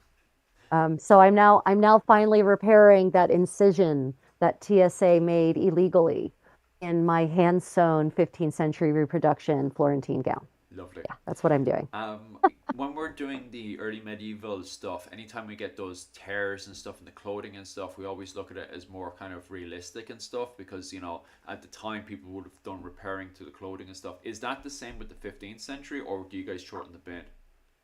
Oh yeah, no, no, no. We always make repairs, but I damage my clothes enough on my own without needing TSA making unnecessary cuts into it. Okay. Yeah, no, I mean, and here's the thing, it was brand new. I had Mm. worn it once, Oh, lovely. once, and they cut into it. No, no, definitely amongst us 15th century living history people, we always look at rips and tears as a chance to just explore medieval repair technology. I don't know personally any 15th century person who would throw away a garment just because it has a hole or a No, tear. we love. See, anytime there was one time we were over in Denmark with my group, and it was a early medieval bottle was broken. It wasn't broken. It was still workable, but the fellow who was selling them was just like, "Oh, I'll just throw this in the bin." He's like, "No, no, no, no, I'll take that. That's even better." He loved the dent in it because it looked even more kind of historical. From my friend's interpretation and stuff. So he took it off him for free, which he absolutely loved because he would have paid double for the damage that was in it. Yeah, Um, so that's a funny thing about amongst living history people across all eras is mm, that so there's this weird idea.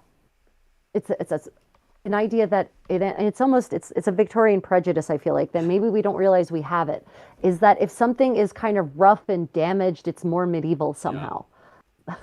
But the reality is that medieval people wanted things that were perfect and pristine Mm, and new looking. And so their repairs would have been conducted in such a way to make it invisible. Yeah. And the second a repair couldn't be made that was invisible, then it got passed off to the second-hand dealer. It would be sold to a second-hand dealer, and the second-hand dealer would sell it on to poor people. Ah, right, So, right. so the medieval idea about clothes is that they shouldn't look like they're repaired. You Yeah. know, you don't want damaged goods. You want something that doesn't look damaged, even if it's been damaged. And the second and it looks damaged, if you're well-to-do, you pass it on. You don't throw it away. No, no, no. You sell it to a second-hand dealer who will then make money off of it. Ah, But nice, nice.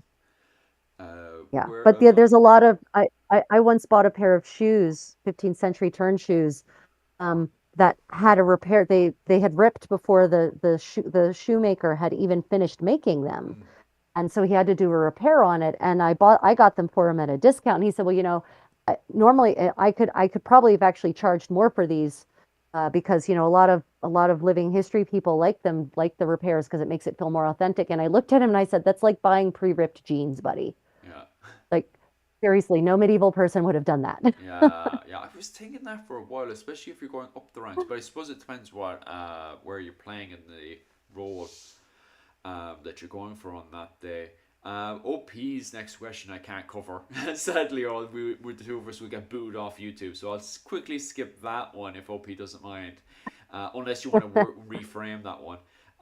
Susan goes in. Loot is so beautiful. Tell Ryan I have a loot envoy. God, bloody hell, my brain's not clicking on that word. Is jealous anyway. Envy. Nice. That's Yeah. my brain clicking. Sometimes my brain kind of freezes, even if the word is in front of me. It understands Yeah. exactly what the meaning is, but it decides it wants to block my pronunciation of it. I don't know how my brain works like that. Mine does too. Yeah. No, seriously. So yeah, envy. Dress looks pre riff. Not quite sure how to pronounce that one properly. Free riff. Let me see if I can see the comment. My my my phone is running really low on power. Let me see. I have to close the live chat and open it again. The long thing neckline, pre-Raphaelite. Oh, yes, Raphaelite. pre-Raphaelite. Okay, so this is an art movement at the end of the 19th century, and it's in counter to it's where you get all those Arthurian Victorian paintings of Arthurian Mm, romances, and the women with the extremely pale skin and the voluptuous hair that's just free flowing, and it's a direct counteraction, a reaction to the tight Victorian, tightly neatly kept, tightly laced Victorian lady. mm, Um, and so these pre-Raphaelite women are just like William Morris was a pre-Raphaelite painter. mm. So yeah, I can see, you can see, I suppose you can see where the pre-Raphaelites got their inspiration. Actually, they weren't working entirely from fantasy. Um, Uh, yeah, they were working kind of from what they viewed as a medieval ideal, which is why they were painting Arthurian romances, Guinevere and Lancelot and Arthur and all of that. Dress looks pre-Raphaelite. uh, Um, I think I prefer Artemisia Gentileschi's Judith. Oh, yeah, her Judith is pretty wonderful. Um, but yeah, oh, I see why you wanted to avoid that comment. yeah. Oh, it got removed anyway. Like so. Uh, I think thank God we didn't cover it because the old unless OPO removed it themselves. Um, what was it called? I, Because I, especially on my channel right now, I constantly have YouTube popping in every once in a no, while. Don't no, see God, anyone. no. You fought so hard to Yeah, come back. yeah, and Yeah, no, if and especially if it was in reference to Judith's beheading of Holofernes, then yeah, I know why it got pulled. Yeah. Um, I think is that okay. all the questions we need to cover for today. So let's see. What do we have? Any other screens? If We talked anybody has about what? any more questions, definitely put it down below. Do you want to cover because right now in the game when I came up to that point, I'm starting to build a relationship with a herbalist woman in the game, but yeah, most people by this point would have started to build up a relationship with someone. But I spent most of my time in jail at this point, and the only relationship I was somewhat starting to build up was with the Bat women. So I kind of put that at the end of it. That's where I kind Ah, of the bath spent, babes. yeah. So that's where I kind of spent Yeah. most of my time after the Oh, game. okay. That's where you Uh, spent most of your time. yeah. So yeah, I went to jail for a good bit, and then I went off and visited the Bat women. Um, so what do Okay, you think of so their clothing, yeah. or a bit too mental? Because this Yeah, is the no, no, no. Batwoman So known as Anne. it's This one's Anne here. yeah, no, it's is their bathtub not lined in cloth? Their bathtub should be lined in cloth. You don't want Ah, to sit in a tub in you don't want to be in a wooden tub unless it's lined in cloth. I want you all to think about wood and splinters and your ah, butt for a moment. yeah. I did not think of that. Yeah, so it should be entirely lined in wood in fabric. Yeah. And it would probably be covered in a cloth canopy. It wouldn't Mm, just be out like that okay. because you're going to die of hypothermia. Yeah. Um, but the bath babe, so she's pretty accurate. Yeah. There's although you can see so in at least most of the ones from 1400 Czech Republic, they don't have a seam like Mm, hers does. He has like a bra kind of thing, and then the skirts are pleated into that. yeah. And we do see that kind of later in the 15th century. And then there's the Langberg fitted the support garment that is definitely like a long A-line bra with a skirt pleated into it. Mm, But yeah, the bath babes. So the reason there are so many bath babes in the Wenceslas Bible is because apparently King Wenceslas the Fourth had a thing for bath babes, okay. and he apparently visited a bathhouse outside of the St. Charles Bridge or the Charles Bridge pretty frequently. Mm. So if you've ever wondered why there are so many depictions of bath babes in the Wenceslas Bible, it's probably because he wanted them there. Ah, that makes perfect sense with the game. Because I'm not sure about late medieval Ireland, but in the early and high Middle Ages, we do have specific buildings dedicated to women who look after needs. And in particular with mercenaries and retainers and also men of the clergy who would pop into these houses. And it's very interesting as well because a lot of these women, these houses were ran, the business was actually what ran by women, and we know that from the Finn Right. cycle. In the Finn cycle, it actually talks about women and property, which also goes back into laws to do with women and stuff as well. So it is very, very interesting in women's history, especially delving into that area, because it's only these days we've actually start to get in there to what women were like, especially financially. With the nuns and stuff, I think last week as well on History Hit as well, they started looking into the literature in Germany to do with the nuns, economic and finance, and we're finding the exact same thing happening in Ireland as well with the abbey buildings and stuff, how they're bringing women in specifically to look at the economic and finance, the accountancy Right. of the buildings and stuff. And we can see the same thing happening with these women of need buildings. That the business is ran by the women, and it's Yeah. mostly, we do believe it's women that retire from working hard to then working doing the finance and economics of it. Yeah, so it's the same throughout, and most of Europe has bathhouses Mm. at this stage. Europe didn't get dirty until the Protestants come along and shut all the bathhouses down. Because yes, Ah. the bathhouses could be a place to have needs met, shall we say, but they weren't always, and they were co-ed. There were women went to bathhouses as well. Okay. It's how the average person stayed clean. Mm. Medieval people were not dirty. They were not dirty. They were not dirty. They did not smell bad. They didn't.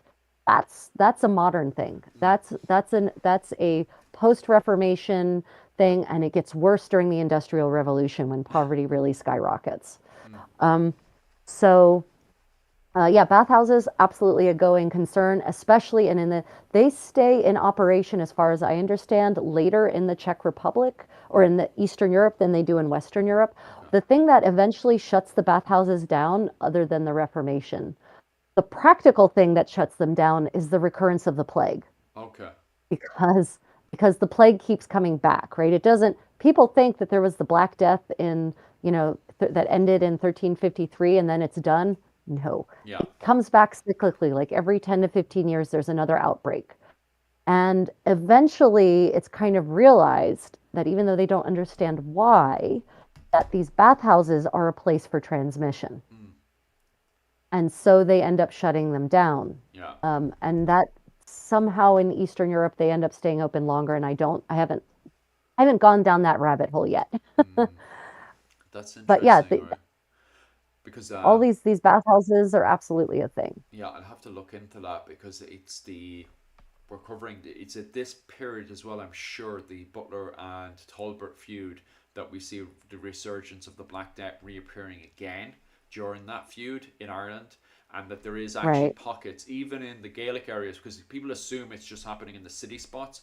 But I'm sure with the Butler Talbot feud, it's the O'Brien territory, which is seen as very countryside-ish. That gets a hit by the Black Plague up around Bunratty Castle. That area Mm, there gets hit by the right. plague. That's run by the Yep. O'Briens and stuff. So it's definitely something I need to look into deeper and actually go and do a bit of investigation into bat houses and see if they're existent in Ireland, especially from this view as well, which kind of wouldn't surprise me from what you're saying here. Like, I mean, it's so modern people also have this strange concept that you can only keep yourself clean if you can immerse your body in water, and that's not true either. mm, I I having lived 15th century style for 2 weeks every year for a lot of years with no baths and no showers, I I have a bucket and I have a cloth and I use the cloth and the water in the bucket to scrub my skin and mm, therefore I make myself clean. I don't need to submerge my whole body in a bath in order to do so. uh, Now, is it more pleasant to put yourself in a nice big tub of hot water? Absolutely. yeah, that's very true. Do you have to? No, you do not. And bathhouses were also a place where people, beyond the meeting of needs, it's a place where people socialized. Like they would actually go and socialize. A lot of bathhouses served food, Mm, and you would actually lay out boards over the bathtubs, and there would be two people to a tub, and you'd be facing each other, and you'd chat, and you'd have conversations, right? It wasn't just this place for certain needs mm. be met. It was they were kind of a generally social place also. Wow. And yes, you're right. A lot of the records say they were often run by women, especially widows. Oh, that's Um, interesting. Okay. That yeah, definitely bangs into the way Ireland is ran as well because there is no these houses that are ran in the early medieval period that we can see in the Finn cycle. I haven't come across anywhere where they're just shut down. So I assume that they just become kind of bat houses in the period of the Fitzgeralds and the Butlers because I can't imagine the Butlers or Fitzgeralds shutting down any of these bat houses. If one thing, they probably yeah, built more of them because they brought in when it comes down to all of the laws to do with Gaelic armies and stuff, they brought in Brehon laws. It's called coin and levy laws into Ireland, so they could hire Gaelic mercenaries and make them a part of their right. society and stuff, which is the Gallowglass and the Kern. And the Gallowglass and Kern, their culture comes with these special houses. So I definitely see them bringing, mixing in these special houses with more kind of a European interpretation, probably bat houses. Right. But I haven't really investigated into that. So that's definitely a place to look into. I mean, I would assume that Dublin definitely had bathhouses. Oh yeah, Like I can't imagine Dublin not having had bathhouses. I mean, God knows the Norse introduced yeah. bathhouses, I I'm was pretty just about to certain. bitch about that because it was the Irish Vikings in the 10th century. There is a priest, is a bishop. Sorry, I think it's a bishop. He bitches about Norse and Irish Viking men taking all of the English women in the north of England because they smelled better than Saxon men because they had Yep, soap. they did. At this period, they were Yes. bringing in soap from the trade routes into Dublin. And of course, at the time, York was referred to as Jorvik. It had been taken over in 920. It got taken over by the Irish Vikings from Dublin, and they enforced their form of dictatorship on the Danish and Saxon people. Right. But the women found them more attractive than their own women. Well, especially sorry, Yeah. not their own women, their own men. because they smelled better. According to this bishop, hygiene needed to be improved because the Irish and Norsemen smelled better than the They local did. Saxon men. Yep, I've read that diatribe as well, and it's Yeah, pretty funny. yeah, it's Yeah, absolutely because brilliant. of course the Victorian idea about the Vikings is that they were these dirty, nasty, smelly monsters who just, sacked and pillaged their way through the land, and that's not the reality, Yeah. actually. Oh, it's absolutely wild. Um, and then on top of that as well, obviously you've got the Irish annals that talk about their silk going into battle and stuff. So that whole thing of them going around in fur and stuff and smelling bad is definitely out the window when it Right. comes down to the sources to do with the Irish Vikings, covered in silk all the time, smelling gorgeous. Yep. Yep. Yeah, that's right. Aye. With Uh, with their beautifully manicured beards That's what they and were like. They have combs. They have everything to yep. support Yep. that. And they also Yep. like was it? You have names like Citric Silkenbeard and stuff. Yes. Um, like the Irish Vikings are the peak of all of Yep. these stereotypes going way out the window. And the Irish Yep. Vikings are the They worst ones. Well, and I think honestly, I'm pretty certain that most of the Norths were like that, and it's just that there's so much prejudice Mm, being that is included in the sources of the people who are getting the short end of that yeah. stick, But even right? the modern interpretation is terrible as well. I was watching the Norman It is. conquest documentary, and they kept showing the Irish Ugh, and the Irish Vikings. So both the Gaelic native Irish and the Irish Vikings. Every time they were filming them, they were out in the wilderness and stuff. And I'm like, why? Where's all their great halls? Like these guys all had big, massive, great halls by the 12th century, and there you are in the wilderness like monkeys, going out like, in the wilderness. hello, English people. We have never seen civilization before. And I'm like, it's exactly what you're saying there. These guys have descriptions of being referred to Oh as my God. silken beard, and going around in silk Oh clothes. my And God. there you have them dressed in all this woolly stuff. And I'm like, oh my God. And don't get me wrong, it's all historically accurate. I actually know the lads who did all that stuff. But it's just, if I was there, I would have shown on the silk and stuff. But I guaranteed whoever was the director on film that day was just like, oh, shove on that Yeah. what was it, furry mantle and stuff there, Yeah, and that's we'll go right. and film that Take on the take back. take that sheepskin rug and put it about your shoulders, Yeah, my lad. that always happens when we rock up in historical kit and they find the larpiest stuff out of our kit and shove that on I us know. like every single time. Like, It's so frustrating. I mean, it's the same in this game. Look what they did to that was that Teresa? Is that the woman no, with Teresa's with gone. the She's still up in the mill. Oh, okay.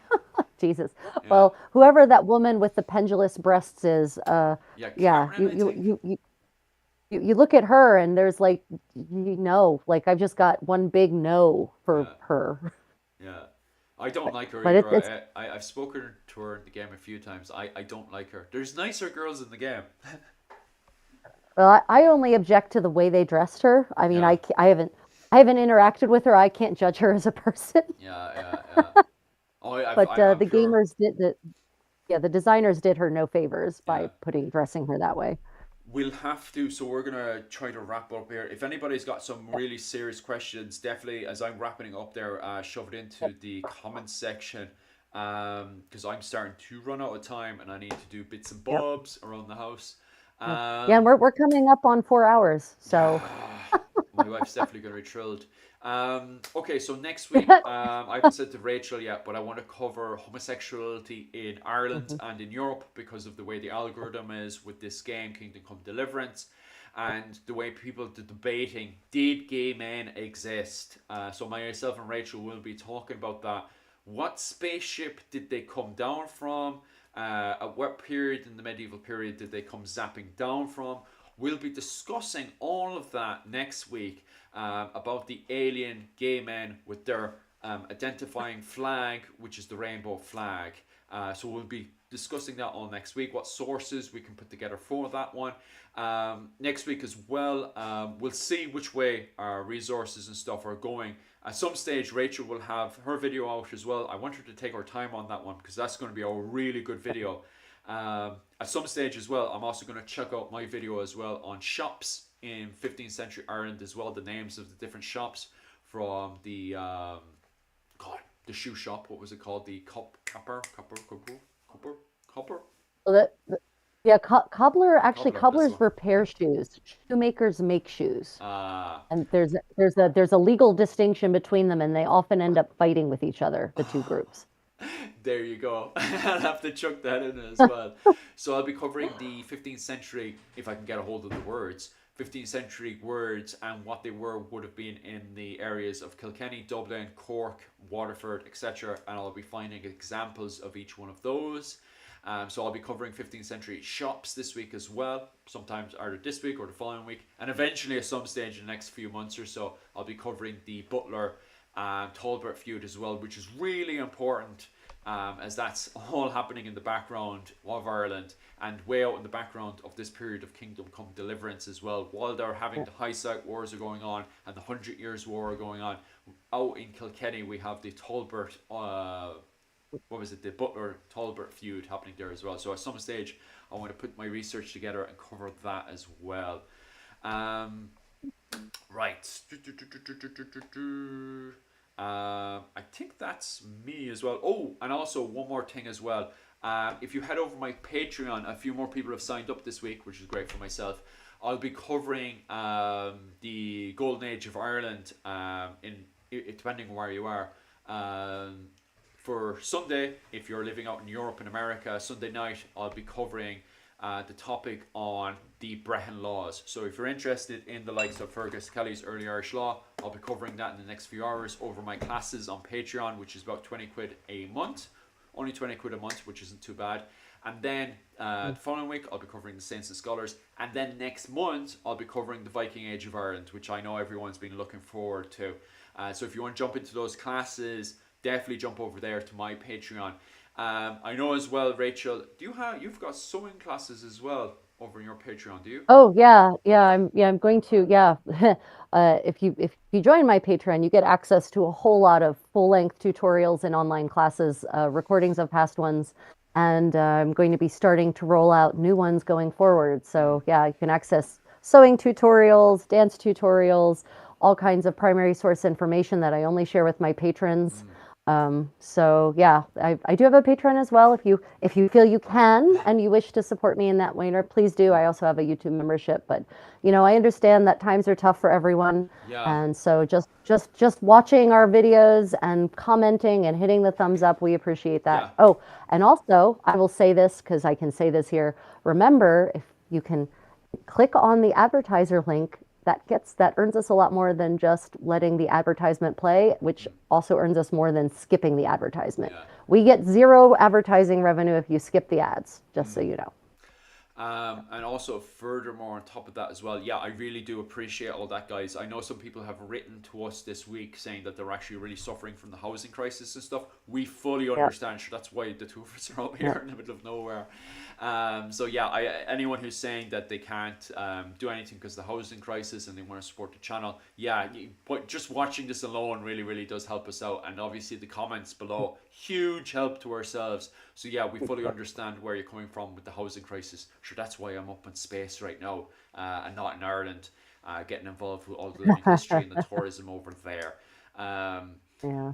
Other than that, guys, and once again, Rachel, thank you so much for coming onto my channel today. You pretty much Oh, filled in so much information with the clothing and stuff. And also, on top of that, Rachel, thank you so much for helping me out with the 15th century clothing in my Ireland and all the pleasure. work which you're doing with the video and stuff. That means so much for me. And I know everybody in the comment section as well absolutely appreciates all the work. All this week, every single time something's been happening with the clothing and stuff, and I know this video as well on Medieval Review to do with clothing and stuff was asked by people in the comment section at the time as well. So you have been in great demand in the channel. Really do appreciate that. So in behalf of everybody in the comment section as well, thank you, Rachel, for coming over here. You're really No, appreciated thank you for amongst my having own. me. You really The best appreciate. way to spend 4 hours on a Sunday morning. Oh, that's it. That's it. So you're really appreciated between myself and the comment section and all the work that you've put into both my own channel and your own channel as well. So other than that, guys, thank you, Rachel, and also on top of that, guys, thanks very much and slán go bhfuilige.